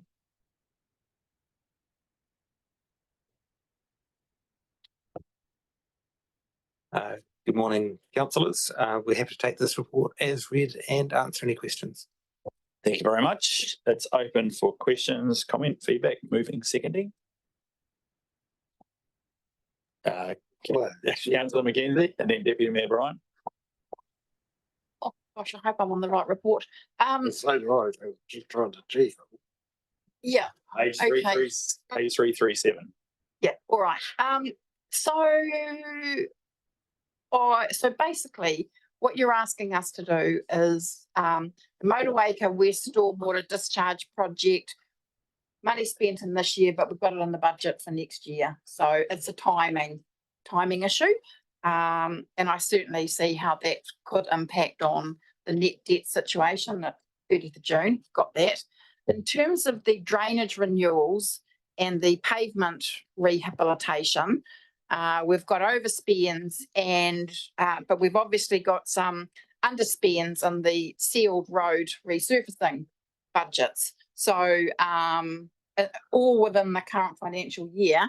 So I'm not sure why that would impact on the council's net debt situation. David, David then. First, about the net debt situation, the Motueka West, the 1.955 million, although we're spending it this year, the contractor has agreed to not invoice us in payment until July to get over. Too much information.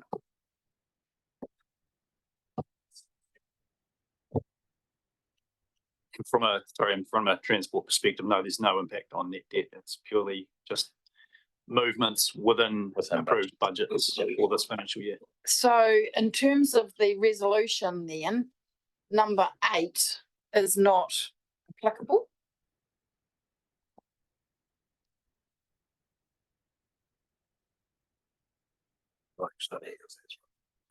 We may need some assistance from finance. So in terms of cash flow, the cash will leave the council's accounts in July. This work is ahead of program. But the work will be accrued back, and my understanding is the work will be accrued back into the financial year that we're in now. So yeah, in terms of the Motueka West Stormwater Project, the work has just progressed faster than the contractor proposed. Okay, my question, I'm pretty certain I understand the situation with respect to that one. My question was actually relating to the overspend in drainage renewals and pavement rehabilitation being funded from existing budgets and sealed road resurfacing. So it's fiscally neutral. And so therefore, I don't understand why we would have a note to say that we're going to need to borrow and impact on the council's net debt situation. When this report was written last week, item 8 did note that. Since last week, we've had a discussion with the contractor about helping us out in terms of not breaching our debt this year, and that's why they've deferred the payment into July. Sorry, resolution 7. Yeah. And I'm talking about 8 actually, about the borrowing to increase the breach of council's 250mm debt. That's what I'm referring to. Okay. So the simple answer is that hopefully that conversation has taken place, and therefore item 8 is not required. Yes, but we don't do item 7 either. Correct. 7 and 8 are not required, which is the question that Councillor Mackenzie started with. Jamie. I believe that we could dispense with resolution 7. It's simply not required. Right. Remains the question of resolution 8. Which, if you follow the logic of removing 7 and the conversation we've just had, also isn't necessary. Someone just needs to confirm that from.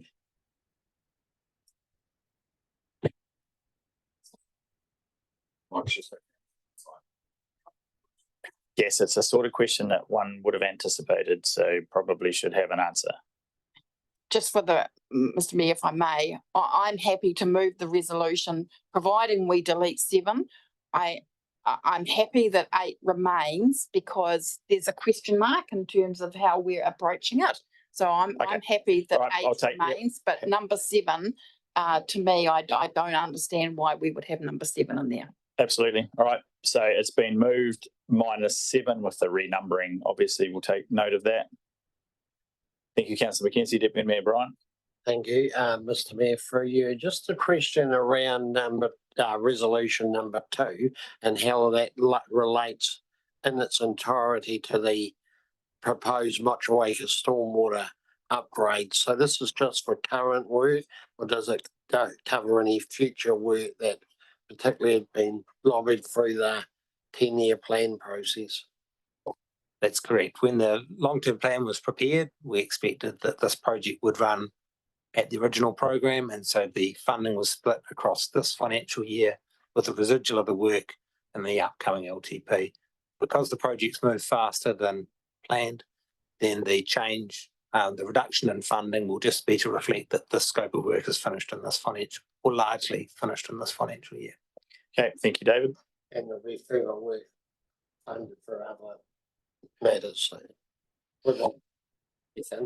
okay. I did have a question from Mike, just around, he's comfortable around that we're now be within it. So he's not back yet. Right. Thank you, Councillor Greening. So it's been moved and seconded for clarity. Yeah, so I am slightly confused by the conversation we're having here. I fully understand, at least from what I've read and from what I've just heard from staff, that we are going to borrow more. That's what it says in the table, additional borrowing. And the concern is that we will breach our current debt cap if we borrow more, but that we won't breach it once we've increased the debt cap through the LTP, hence the deferral of the invoicing until such time as we've increased our debt cap. The concern for me is that we're again borrowing more, be it borrowing more that activates a breach, the breach cap, or borrowing more even under the new revised increased debt cap. I think this should all be done by offsets. Our debt is only going to get more, and we're obviously consuming more debt above and beyond what we've planned for in the LTP. This is just another example of it. I would prefer that it's offset. I would actually prefer, I know this is contrary to the LTP, but I'm sorry, is someone whispering in the background? I'm saying offset, because if you read the second part, it is all offset, which is the conversation we just had about not having 7. It's only the 195 that is not being offset. The rest is offset. That's great. But this is not offset. This is additional borrowing. Well, for a brief period, potentially. Well, it is, it's because additional it is bearing. it's funded in the next year. So it's not an increase in the overall budget for the project. It's that it was split across 2 years. It's That additional is- borrowing. Okay, well, maybe Mike can clarify then, is it additional borrowing in this year, or is it the overall project, no additional borrowing? Because I'm sensing that there is additional borrowing and it's a timing concern. Through you, Mr. Mayor. There's no additional borrowing in this year because while the invoicing and the project will be accounted for in this year, the supplier has agreed an invoice payment date post 1 July. And So does that mean there'll be additional borrowing in the subsequent year? No, because it's already provided for in the subsequent year's budget. So this is the supplier helping us to ensure we stay under our net debt cap for that short period of the next couple of weeks until we have a higher net cap once the long-term plan is adopted. Okay, so this is a timing issue. There's no additional borrowing required. And so this report where it says additional borrowing in the table and down in the resolutions needs to all be changed then, is that what you're saying? Hence, that bit has already been removed from the resolution. Yeah, but it just needs to be clarified also, I think, in the report. If someone read this report, they'd say there's a disconnect between the resolutions and the report itself. Okay, thank you. So question, do we still need 8 is the question to you, although the resolution has happened, 7's already gone. Yeah, knowing too much about the numbers, that'll get sorted.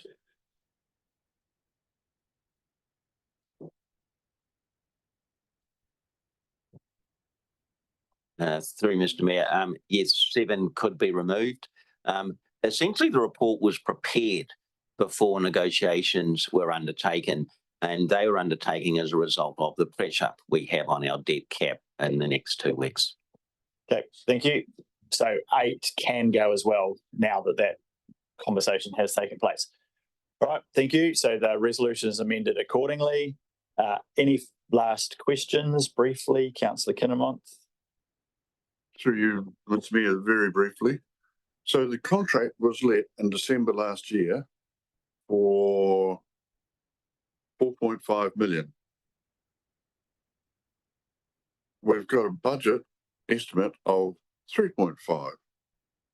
Now the forecast expenditure is now going up to 5.5, an extra $1 million more than what we actually allowed for. So is there any way that can you explain why it's gone up $1 million? David? Yes, I can. So this project has been developed over a period of years. There have been delays due to land acquisition, and so in the annual plan of the year that we're in and the subsequent carry forward report, we anticipated that this would probably track slower than it has. So we reduced our forecast spend for the current financial year and carried some of that effectively into the new LTP. In actual fact, because of the weather, the contract has moved faster than we forecast, and so the cash flows come back into this financial year. We didn't want to forecast or budget for more money than we thought we could reliably achieve.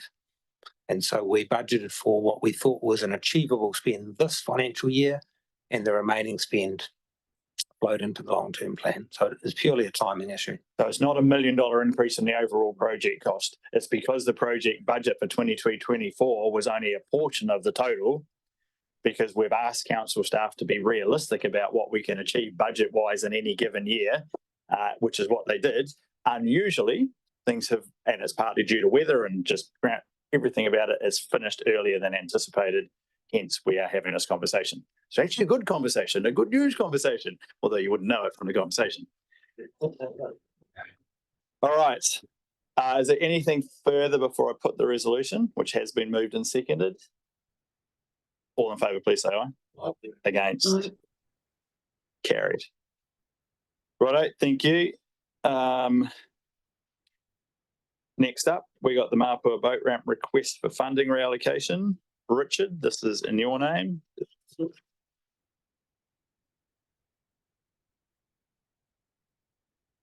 Take the report as read. Thank you, Mr. Mayor. Thank you. So the report is contained. Open for the same thing, comment, questions. Councillor Mackenzie. Thank you very much through you, Mr. Mayor.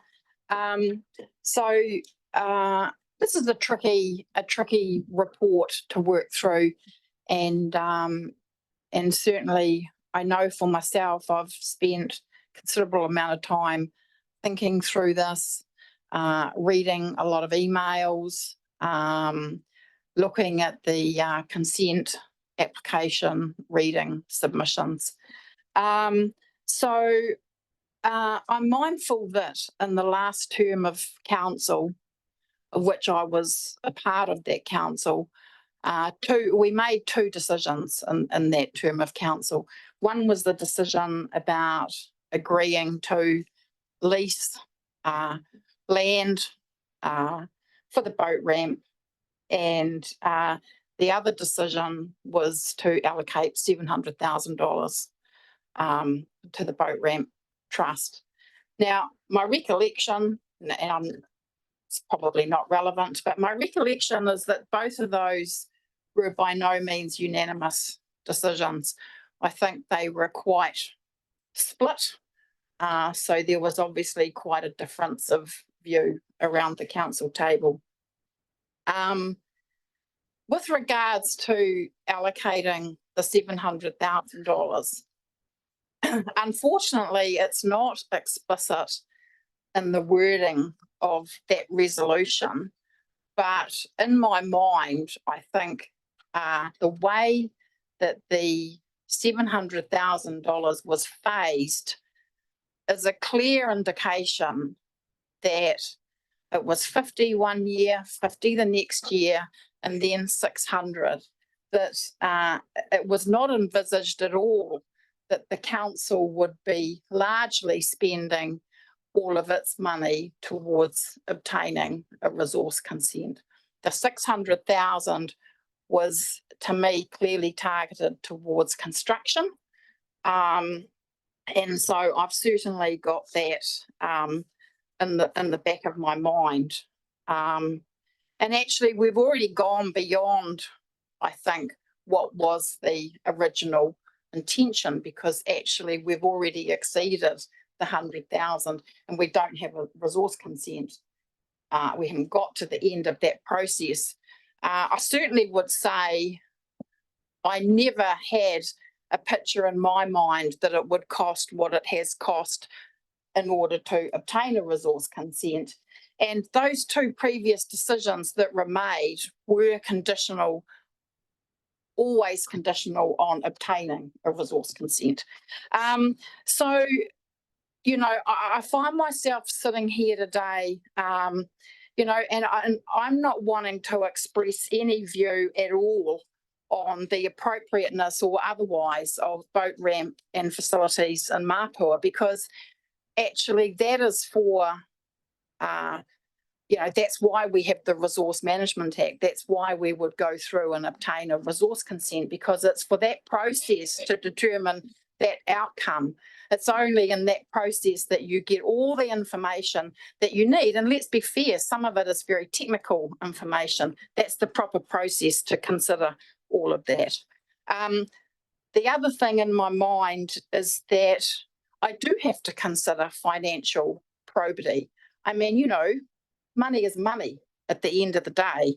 And I also need to sit here and consider what my risk appetite is, because we all know that there is a risk with this, that actually we can go through and a consent may be granted, a consent may not be granted. I don't know the outcome of that process, but there is risk associated with it. So I have to sit here and consider what I believe is an appropriate risk appetite for this council to take on. And at the end of the day, I'm not a high risk taker. I think that if you're working in partnership with the community, then risks should be shared.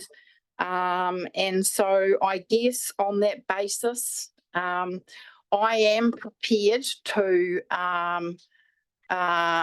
move an option which is 4.2 in the report, which approves of advancing an additional $150,000 from the allocated funding to cover the council's costs associated with making progress should the Boat Ramp Trust decide to continue with their resource application process. And I would be approving that on the basis, in actual fact, that cash doesn't change hands, because I would see it as an internal book entry decision. So so on that basis, Mr. Mayor, I'm just looking up here. Ah, yes, okay, so you've put it in there. So on that basis, it's a difficult decision, but that's what I would, resolution I would propose moving. So can I just clarify? When you say, so that says advancing, which I presume would transfer the money, that's not what you're suggesting. You're just suggesting that council would cover the costs of the process up to, which is slightly different from that wording. Well, it's actually completely different to that wording. Okay, so I guess, you know, approves, I would say that that it would approve covering up to an additional 150,000 being council's internal costs.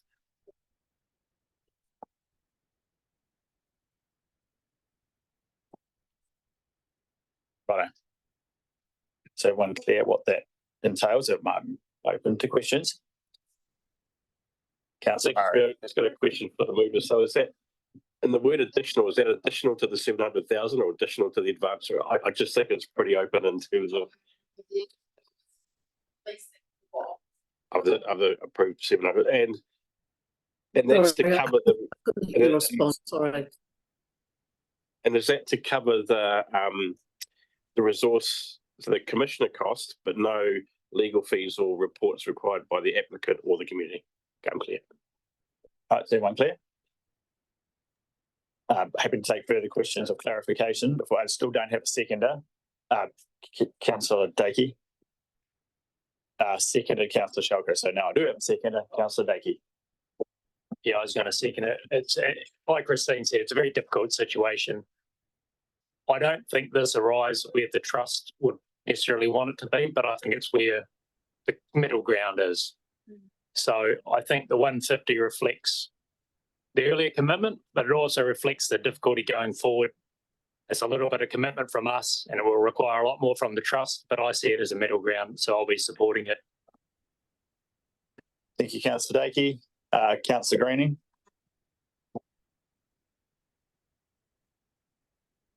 Yeah, just want to get clarity around the conversations that we've had with the trust. I understand we asked the staff to go away and have a conversation to get certainty around the future funding that was indicated that was conditional on a consent. Have staff had that conversation, and are they happy with what they've been provided? Richard. You'll recall that the trust actually came and met all the councillors after the regulatory meeting on the 6th of June, and those questions were asked. We did ask, and we did have conversations with the trust earlier in the year, and they did send through their indicative fundraising program, but there was no further discussion since then, only the discussions with the councillors when they met the trust on the 6th of June. Okay. Sorry, I just thought we had tasked the staff to go and respond to that particular issue, that was all. I think the tasking was for the trust to come in and talk to councillors about some of the issues. It wasn't only just the funding issues, but other aspects as well, and that's what happened on the 6th of June. Okay. Well, I've obviously recorded something different. I thought the conversation was that was an issue because it was a timing issue over 700,000, and basically it was whether we could release money in advance, knowing that future funding from them would come after the consents are granted, which effectively would subsidise the money we've advanced for a consent process that then would be applied for a construction process, which I think was the concern of Councillor Mackenzie. So that's what I thought we'd task council staff to go away and do. So I was expecting to see that in this report, and I didn't see it. But anyway, we'll leave it there.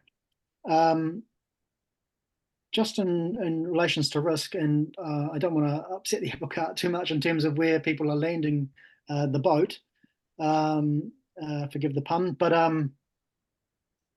I do think that one of the things I thought was absent in this report on risk was the fact that while there's a sunk cost, there's also a risk of we're going to have to revisit if this doesn't get through the process, or where we do put a boat ramp. And given the workshops I went through many years ago when this was all being thrown around, and there were many options around, one of which was a boat ramp in Grossie Point and the costs of doing that as well.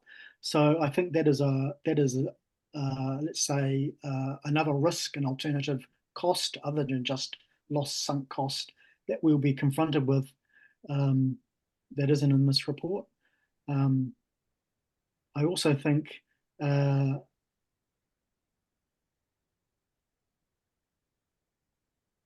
leave it at that. I also just want to mention, I think it's a concern for the public that there is a degree of transparency around what is going on, and I think that is a concern for the public, and one hopes that the transparency around funding will be improved, and maybe that will come out through the process that has yet to be encountered. But I do think greater transparency is required around this for the benefit of all.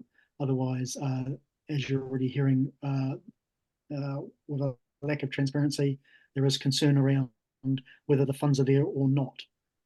And that's really what needs to come out. And I appreciate that there is maybe some privacy concerns around that from the trust. I think the trust needs to be a little bit more proactive. And if I can just give those indications to the trust about its funding, otherwise they are going to get a lot of resistance from the public, and they have already from that lack of transparency. So I'll leave it those my comments at that. Thank you. Thank you, Councillor Graining. Just that has brought up a point of clarification for the mover and seconder. So at the moment, you've got to only contribute to resource consent hearing costs. My question is, would that be better referred to as processing costs? Because the hearing is one part of the process, but they're actually associated costs that council costs. So it's not stretching it to funding the applicant's costs, but rather than hearing, it might be better worded as processing. That's my only question. So other speakers? Sorry, you, Mr. Mayor. Marie, you're welcome. I just suggest that we add an extra point to the resolution that council, if we're going to approve that 150,000 being used in that way, that council instructs staff to make any necessary amendments to the funding agreement that has previously been entered into with the Mapua Boat Ramp Trust, and authorises Richard to sign off on those amendments. We just need to go and look at the document and just see what needs to be changed. Thank you, Marie. Useful suggestion. Funding agreement. It's a funding agreement, correct? Okay, thank you. Councillor Hill. Kia ora, thank you, Chair. So just clarifying the language being the council's internal costs relating to the resource consent processing. So this includes hearing costs? Yes. And if we weren't going down this road, should we go down the road? And say the application was declined through a hearing process, where would the costs lie? Under this resolution?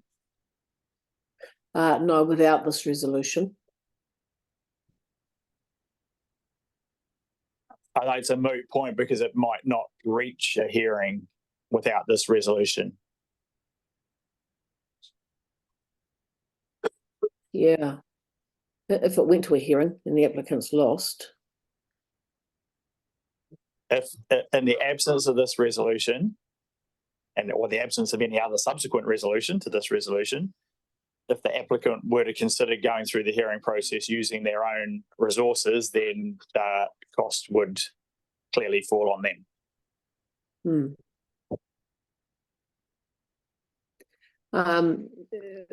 I appreciate the thought that's gone into coming up with this approach, and I'm going to support it. I think the concerns raised by others in the community who are opposing the application, and that the idea that council might fund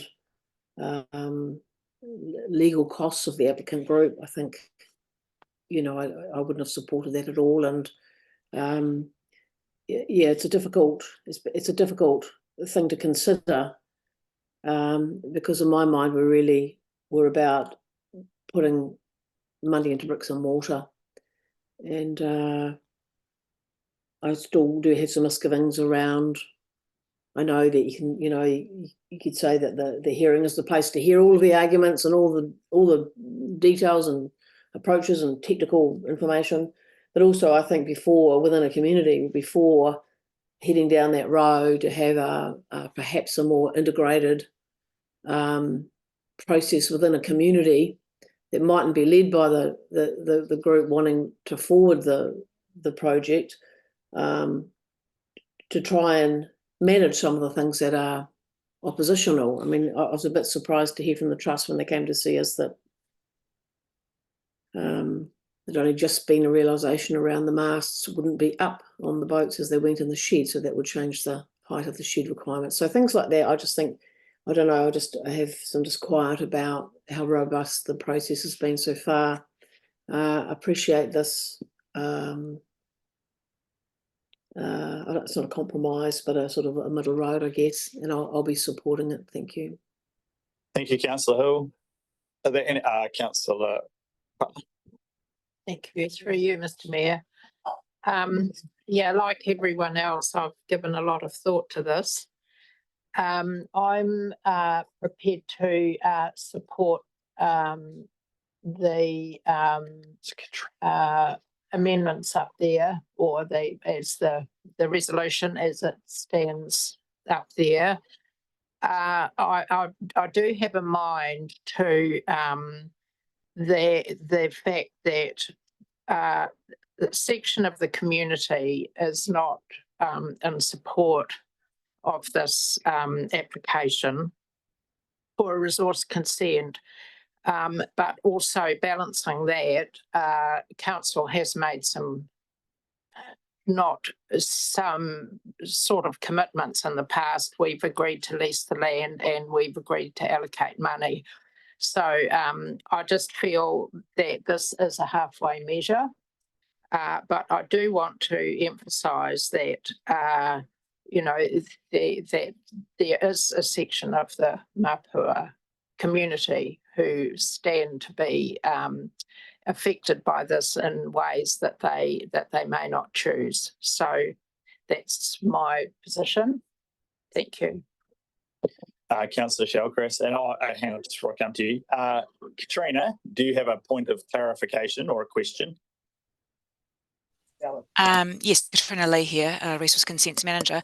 Yes, through the chair, I just had a question in relation to internal costs, and just want to clarify if that meant if the Resource Consents team need to engage legal costs, legal opinions, or any sort of expert peer review costs. Would that be part of those internal costs of processing? So I think that the mover intends it to cover that if they're for us in terms of that council, in terms of processing that consent, i.e. they are our costs, then yes, it would cover that. Thank you. Yep, good clarification. Okay, thank you. Sorry, Councillor Shellcrest.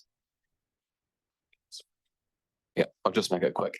Like a lot of people around here, we spend a lot of time and energy on this decision, and it is a compromise.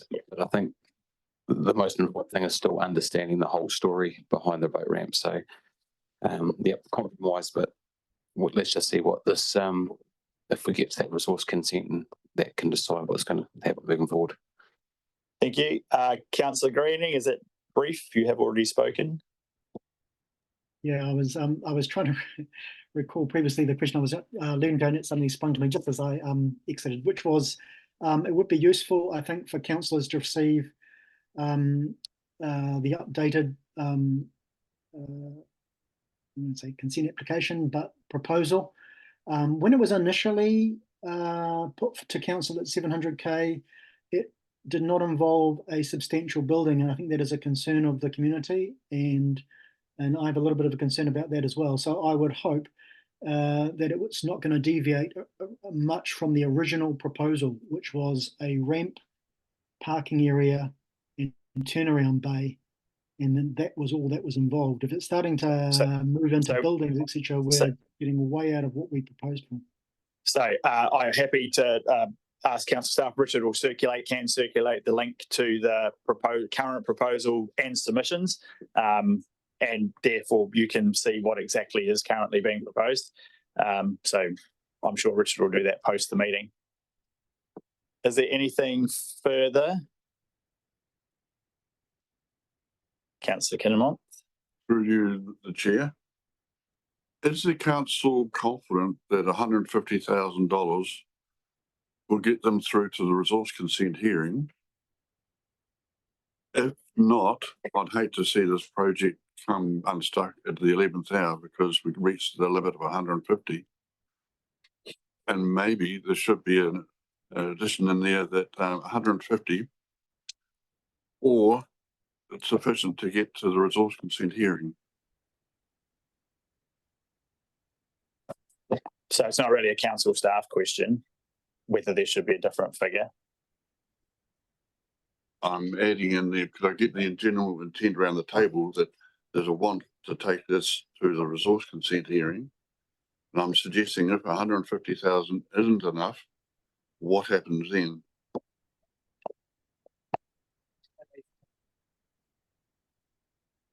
Richard. 150,000 is enough, the applicant pays the balance. Or alternatively, come back to the council and ask for more money.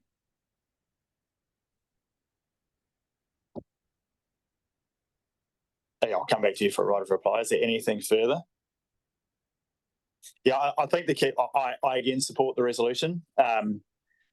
I think the key thing is this is not going to be resolved until there is a process determined independently, because it is inherently political. There has been over time, as Councillor McKenzie referred to, a number of resolutions passed by council.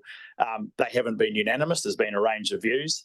The appropriate place to determine the outcome, and it's referred to actually in a lot of the emails we've received from both parties, that the democratic process demands the opportunity that we go through, that there's a hearing, that someone independent of all of us who have all been involved to one degree or another over time, and that is the appropriate place to sort it out. So I actually support funding very concisely the cost of enabling that opportunity so that this argument is resolved in relation to the ability to consent an activity through that process. So I support the resolution. I think the other point is there is a huge amount of this that is in the control of the applicant. The scale of the application, the consultation, input and discussion they have within the community, whether that's with supporters, opponents, or those that are somewhere in the middle. And we've had this conversation, and I think it's been noted that some of the things, including what Councillor Greening raised in terms of the scale of the building itself, the scale of the building, the scale of the application, all of these things are things the applicant does have the ability to work through, work with, change and alter in relation to the consent process, and up until the time that obviously they submit or go to the final hearing should they choose to do so. So I think it's important and probably very useful, and the part of this that doesn't have a significant cost attached to it is that reflecting on the feedback that's been provided through the consent process, identify the areas where maybe some degree of compromise may enable them to progress further with some of the submitters is an opportunity I think should be taken up. Notwithstanding that, ultimately the place where this will be determined is the consent hearing. I think that is the appropriate place for it to be done. And I support the resolution insofar as us funding that opportunity, and that the applicants and the submitters will fund their own costs in terms of what evidence they choose to put in front of that hearing. I just comment on the building part of it. What you did in 2021 is you approved the 700,000 for the boat ramp. If the applicant wants to add other things to it, like a building or a car park or whatever, that's still their call. It's got nothing to do with this as far as the funding is concerned. I just want to clarify that point. I know Councillor Greening raised that. We will send a copy of the resource consent out, but if the applicant wants to expand that, our input is limited to the 700,000 that you stated. I completely understand that. My point was more about the scale of the application and some of the issues that are raised by submitters. Not all of them apply specifically to the boat ramp. Some of them apply to the building, the scale of the building. I'm just suggesting the applicant has the opportunity to amend, adjust or alter that in discussion or otherwise with submitters prior to the hearing. That doesn't have a cost attached to it directly. Righto, I think with that, I will come back to the mover for a right of reply before I put the resolution. Thank you very much. I think instinctively, I kind of feel that actually no one's going to be satisfied with actually where we've got to with this. I don't think the applicant, the Boat Ramp Trust will be satisfied, and possibly members of the community won't be satisfied. So probably we don't satisfy many people, but in actual fact, the pathway forward does sit in the hands of the Boat Ramp Trust. So just in terms of the comments that Mr. Mayor has made, I fully support those. Thank you. Okay, thank you. I will put the resolution. All those in favour, please say aye. Aye. All those against? I'll declare the resolution carried.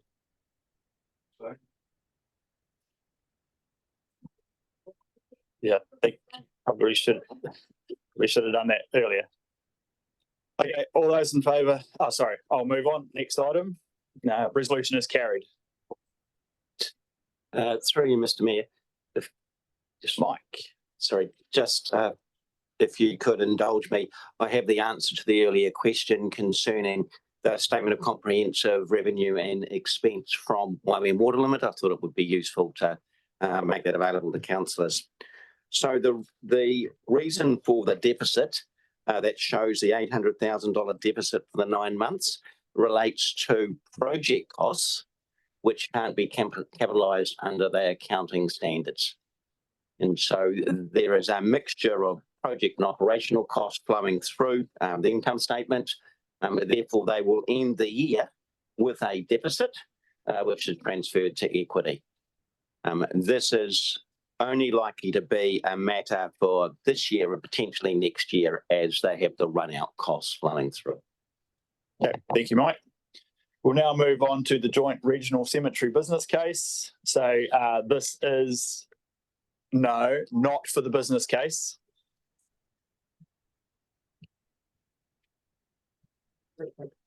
So this is Richard.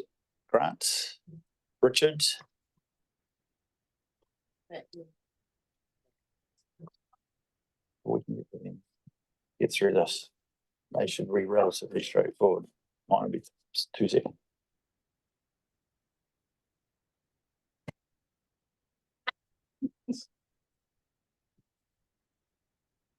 Okay, thank you, Mr. Mayor. So I'll just briefly highlight some of the background to the business case for the regional cemetery.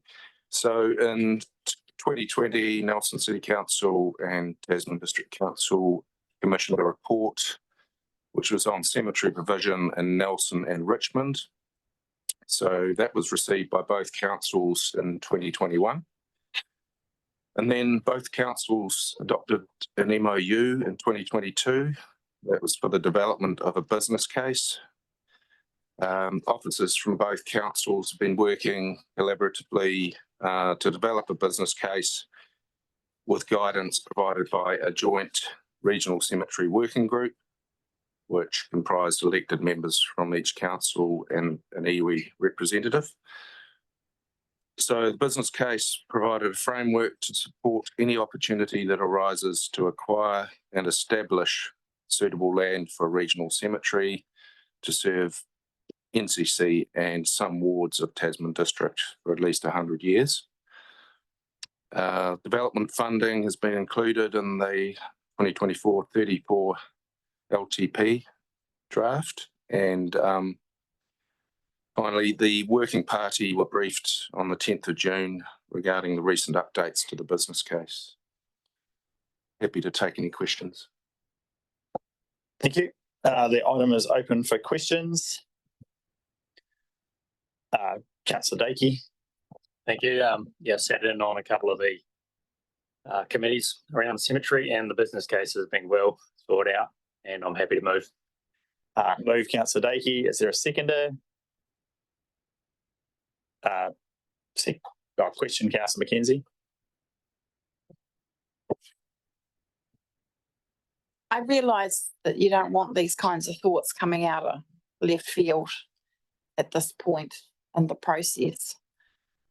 But I find the reasons behind a joint cemetery approach, I don't know, I find them a bit underwhelming, to be honest.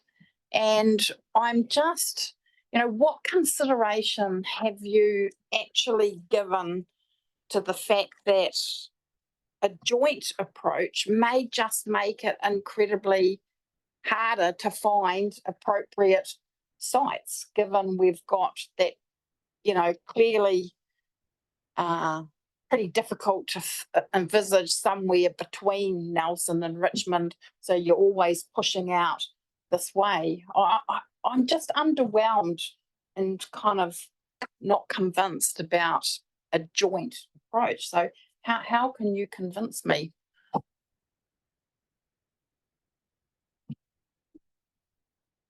I think the advantages of a joint approach is one that the cost side of it, there's a joint cemetery is more efficient in terms of the costs of having rather than multiple smaller cemeteries spread around both Nelson City and Tasman District, having it more concentrated in one area. And so in terms of burial crews, maintenance costs, those sort of things, it's sort of optimising those, reducing travel time between areas and so on. Also, I suppose from a Nelson City perspective, particularly when we've gone through the process and the initial scan of using the GIS of looking at sites, it's very hard to find anything within Nelson City that meets the criteria, and we've identified that in the business case as well. So, which is pushing them out this way in any event. You know, having them purchase land in our area separately and then maintaining a cemetery doesn't seem to make a lot of sense. And I suppose if there was an opportunity that came up for both councils to combine at some stage in the future, and I know that's been considered in the past, it would all be one anyway. We've also, in the case of Saxton Field, where we've looked at a same but different in terms of stages in the life cycle, but you know, we jointly manage and fund that with Nelson City, and that provides benefits to residents in both areas. It's been a successful collaboration in terms of both councils working together to achieve something that is of benefit to the whole community. And so some similar sort of arguments come into play here in terms of the cemetery.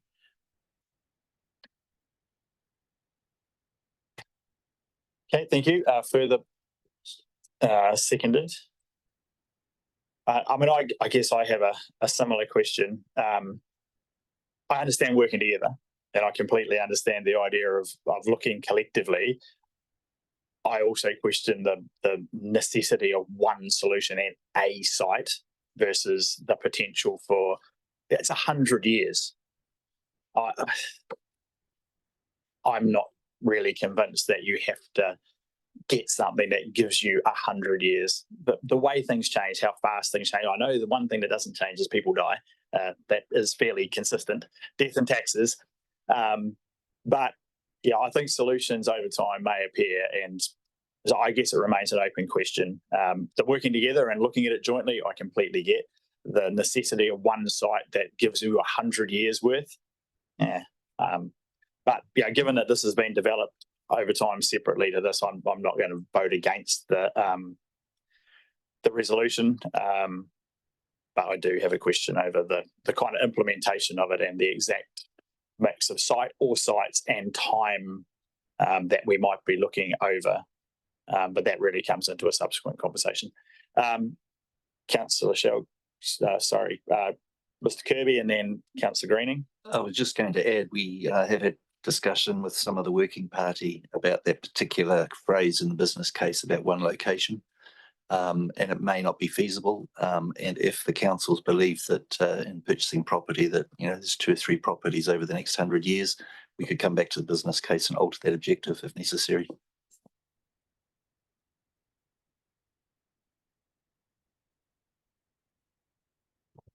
Yeah, I'm not sure that's the ideal outcome, but nevertheless, I do take your point.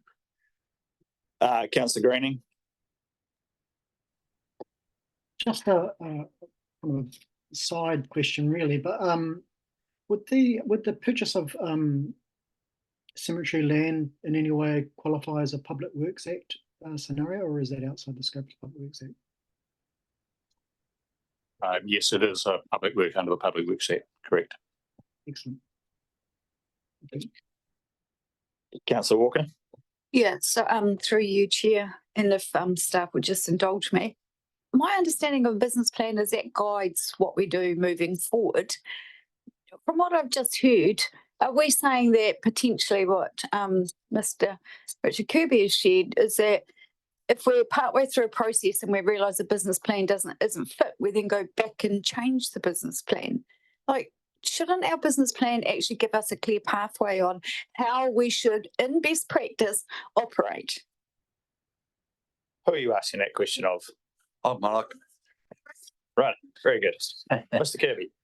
I think probably the discussion was had that if for 100 years, it's a fairly large property, and whether that could be identified and purchased and consented and all that sort of thing.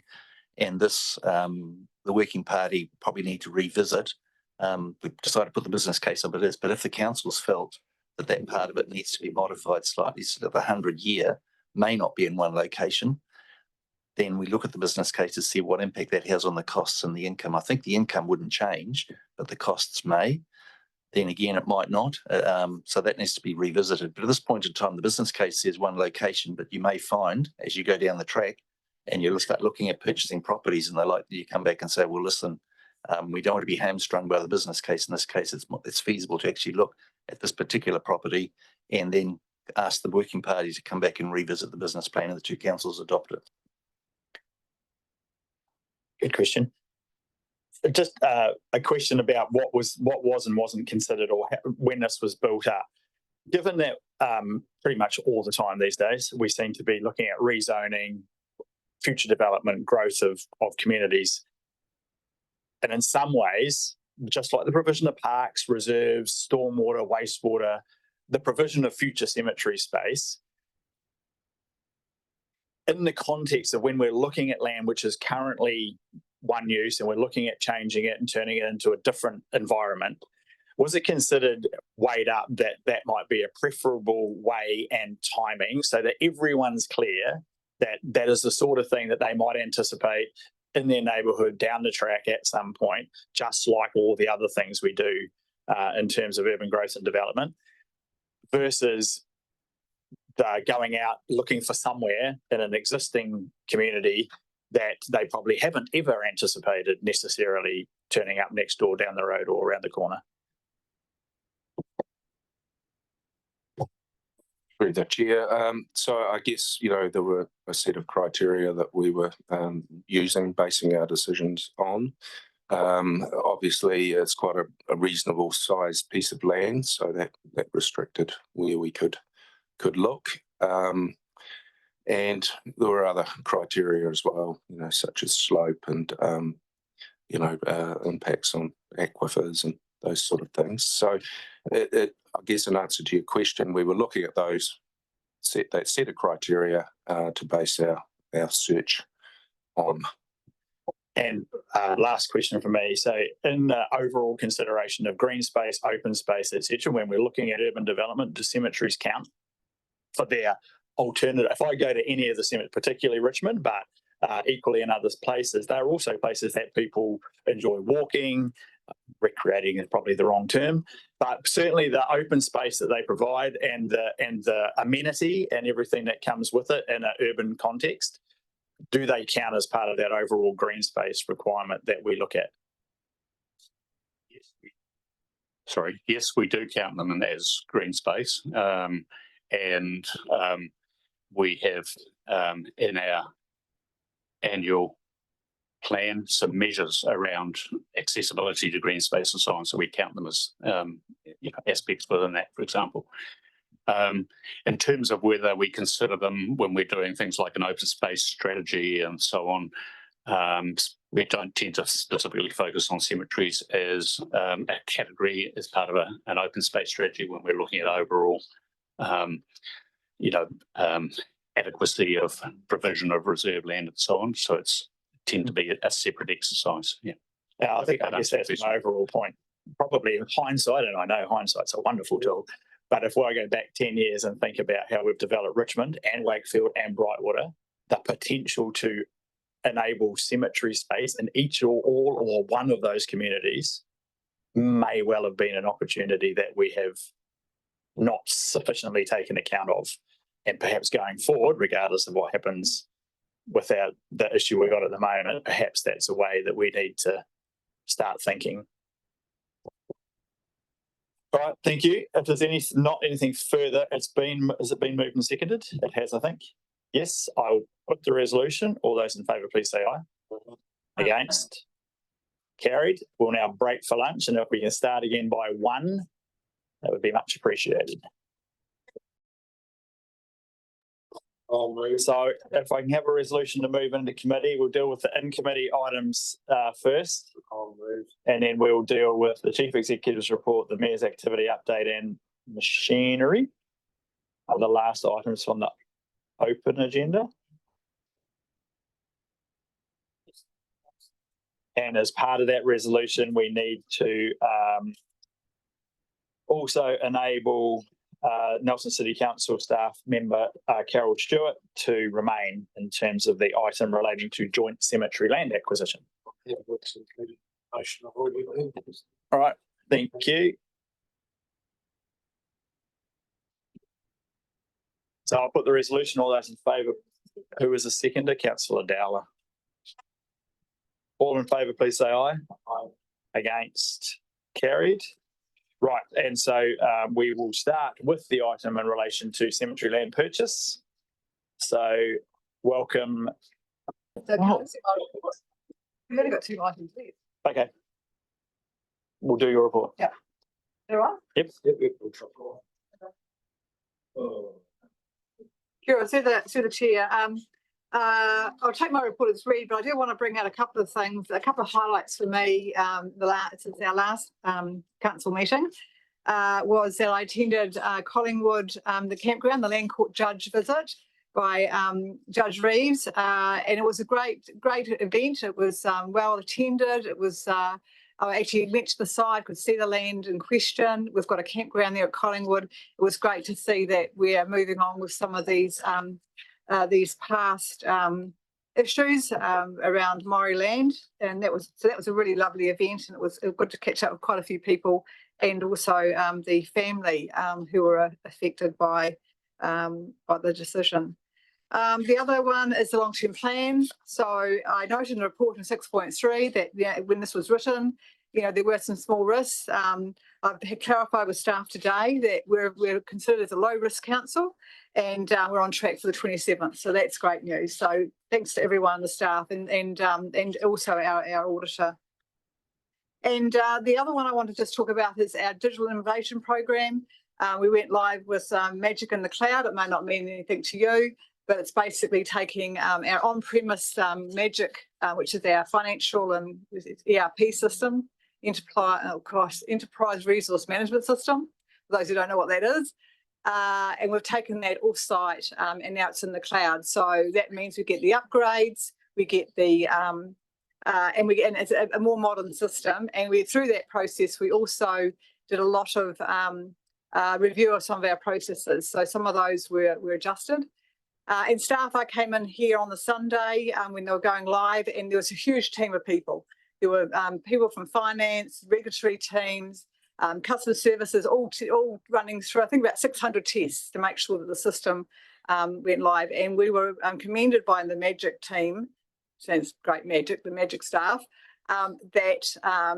that was one of the better organised upgrades that they'd seen. So I really commend staff on that. So happy to take any questions, but that's probably my highlight. Thank you.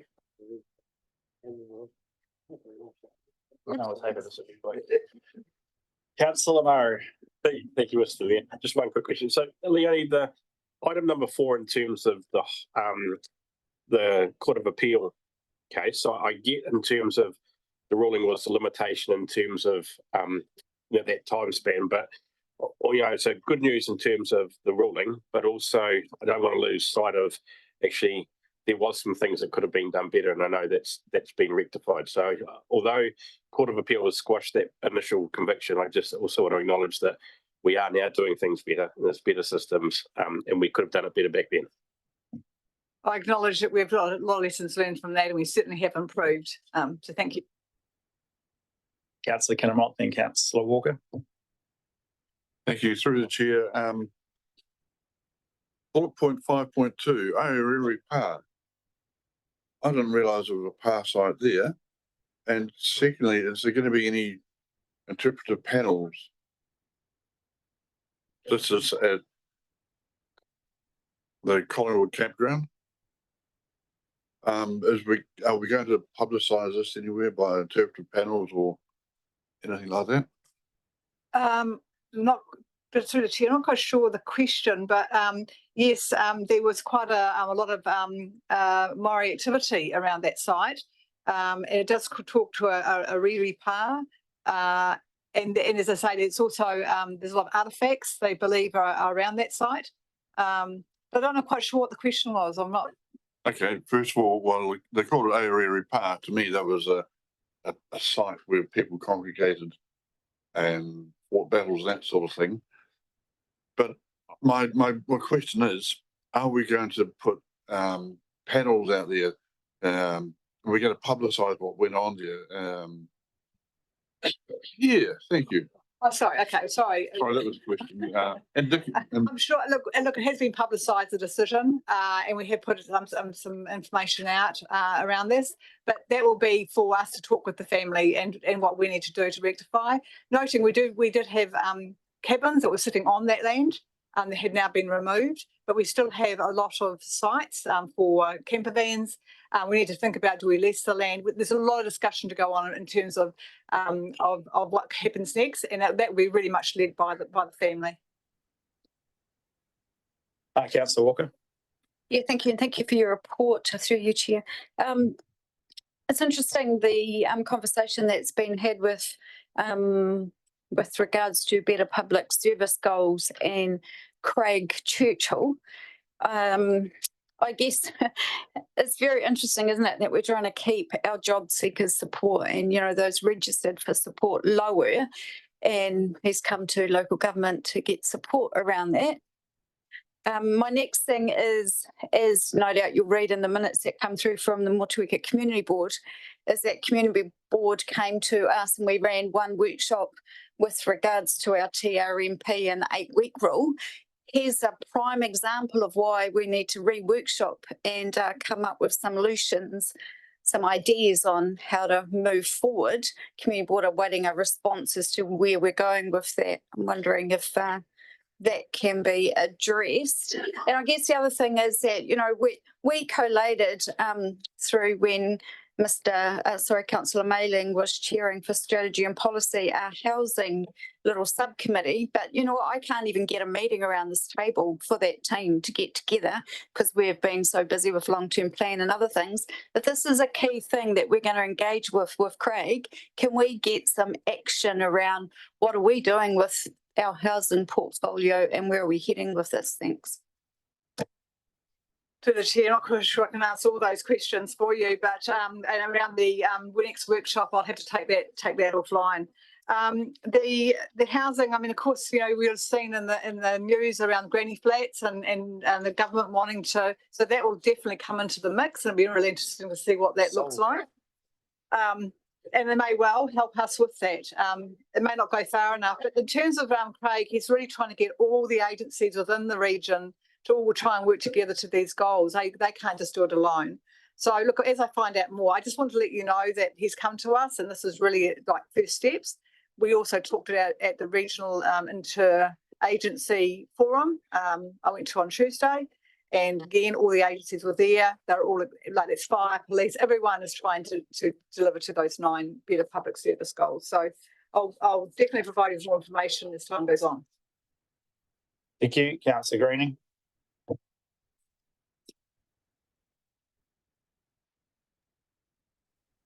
Just to clarify, have we come out of in committee yet? Yep. Yeah. Oh, missed it. My question just relates to 2 things really. First of all, Lagoima, which I am really concerned about. It's getting worse, and I am concerned we're heading in the same direction as Christchurch Council with their 2019 Ombudsman Inquiry Report. And even today, it was interesting noting former Councillor Glover, who noted just how different the culture here at TDC is. It used to be pragmatic, and now it's become a little bit more bureaucratic.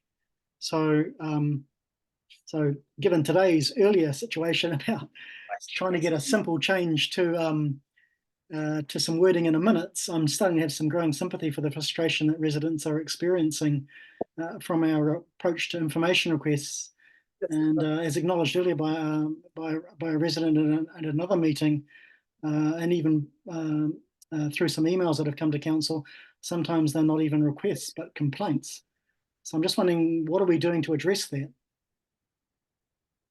Look, I think this is more of a conversation than actually a direct question. But in terms of the number of Lagoimas, there's reasons for that, and I won't go into those right now. To your reference to the 2019 Christchurch City, or the 2019 Christchurch City Council, that was around staff changing reports. The reason we have a level of bureaucracy is to make sure we all play on the right playing field, and we don't go around policies, processes, etc. And it does seem bureaucratic, I know, but we got to be consistent. And if we don't have that framework, we won't be consistent, and then we'll be accused of being inconsistent. So we may seem more bureaucratic and maybe in some ways, you know, less pragmatic.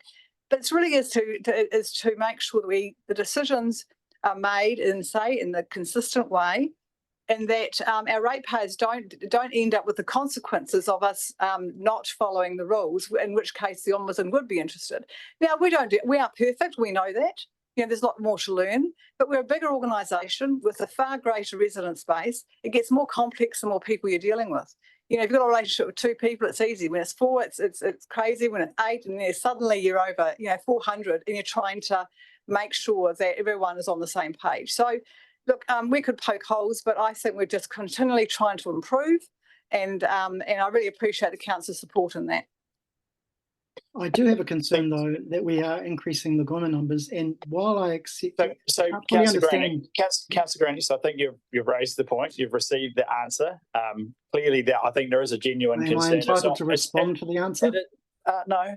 So it's not a backwards and forwards toing and froing debate. You asked the question, you've received an answer. Your concern has certainly been outlined. I think I have raised the concern over the number of Lagoimas. Further information about how many come from what, how many of them relate to what items, how many of them come from how many people. So I think we have received a report on a previous agenda about the numbers. If we haven't, I'm happy to circulate that information or make it available on a subsequent agenda. So I think the management of leguminous is something I think we all want to ensure continues to be done well. But I do think that there is a distinct relationship between the number of leguminous, the level of scrutiny, and the level of bureaucracy. And the two things are related. We become they're not more, related, Tim. we become You can have processes, as other government agencies do, where they've experienced these problems and they've realised that the manner in which they respond to the leguminous is often half the problem. Oh, well, and in my view, while we aren't perfect, well, in my experience, having worked with some government agencies and seen them change their approach to official information requests, they've actually, by providing a more fuller, robust response to it, have actually reduced the number of subsequent leguminous because they never answered the question in the first place. Okay, well, I mean, that may be your opinion. My experience is there are a number of our leguminous that no matter what answer or how many, you'll continue to get more leguminous. Well, I think when Councillor Mackenzie. Thank you very much through you, Mr. Mayor. My second question. I would just like to take this opportunity to thank you, Leonie, you and Steve and Peter for the successful implementation of Magic. I mean, honestly, any IT project that goes successfully means you know the whole team can sleep a bit easier at night. So I think in terms of reducing that risk exposure for the council when we were on a platform which was so far out of date, really well done to the team and thank you. Thank you. Any further questions from the CEO's report? Councillor Greening, your second question. Yeah, that's good.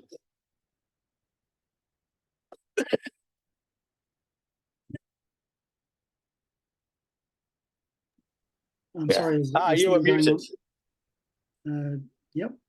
Am I now unmuted? Have you unmuted me? We didn't mute you, I don't think. You were muted, but you are now unmuted. Okay, so great that I could respond to my second question, having been interrupted. I seem to be the only one who is interrupted when I'm asking questions, but anyway, continuing. I understand that some roles have been rebranded. I think the Chief GM Finance has been rebranded. I'm just wondering if there are any financial implications arising from what is a rebranding or job description changes from these roles. I wouldn't like to say that in public, but in terms of the person in that role, let's rest assured there's no more cost incurred. So no increases in costs from role changes? Correct. Thank you. Okay, thank you. It's been moved and seconded the receipt of the Chief Executive's report. No. Can I have a mover? Councillor Dowler, seconded. Deputy Mayor Bryant. All those in favour, please say aye. Aye. Against? Carried. Next up is the Mayor's report. I'll move its receipt. I've got nothing to add to it. Oh, hang on. I do have something brief. Oh, God, no, I need to go. So this, for those who can see online, is the Heave for Hospice award for the group who didn't win because Nelson City Council cheated. But oh no, they did. I think everyone, fully understands they cheated. However, we raised the most money, and so the key point of the Heave for Hospice was not actually to win the pulling competition. And I'm not entirely surprised that they won the tugging competition. However, the key point was to. They didn't win the whole one. The key point was to raise the most money for hospice, which this council did. So I'd just like to thank all those council staff who were involved in the actual team who participated on the day, and to all of those who donated money towards it. So with this, we also hopefully get the chance to host next year in our region. So well done to everyone who was involved. With that, I'll move my report be received. Yeah, I seconded it already. Oh, did you? All those in favour, please say aye. Aye. Against? Carried. Lastly, have we got machinery? No. No machinery. That draws us to the conclusion of the meeting. And the closing karakia, which I have in front of me. Kia horo te marino, kia whakapapa panamu te moana, aroha atu, aroha mai, tēnā tātou, tēnā tātou, tēnā tātou katoa. Thank you, everybody.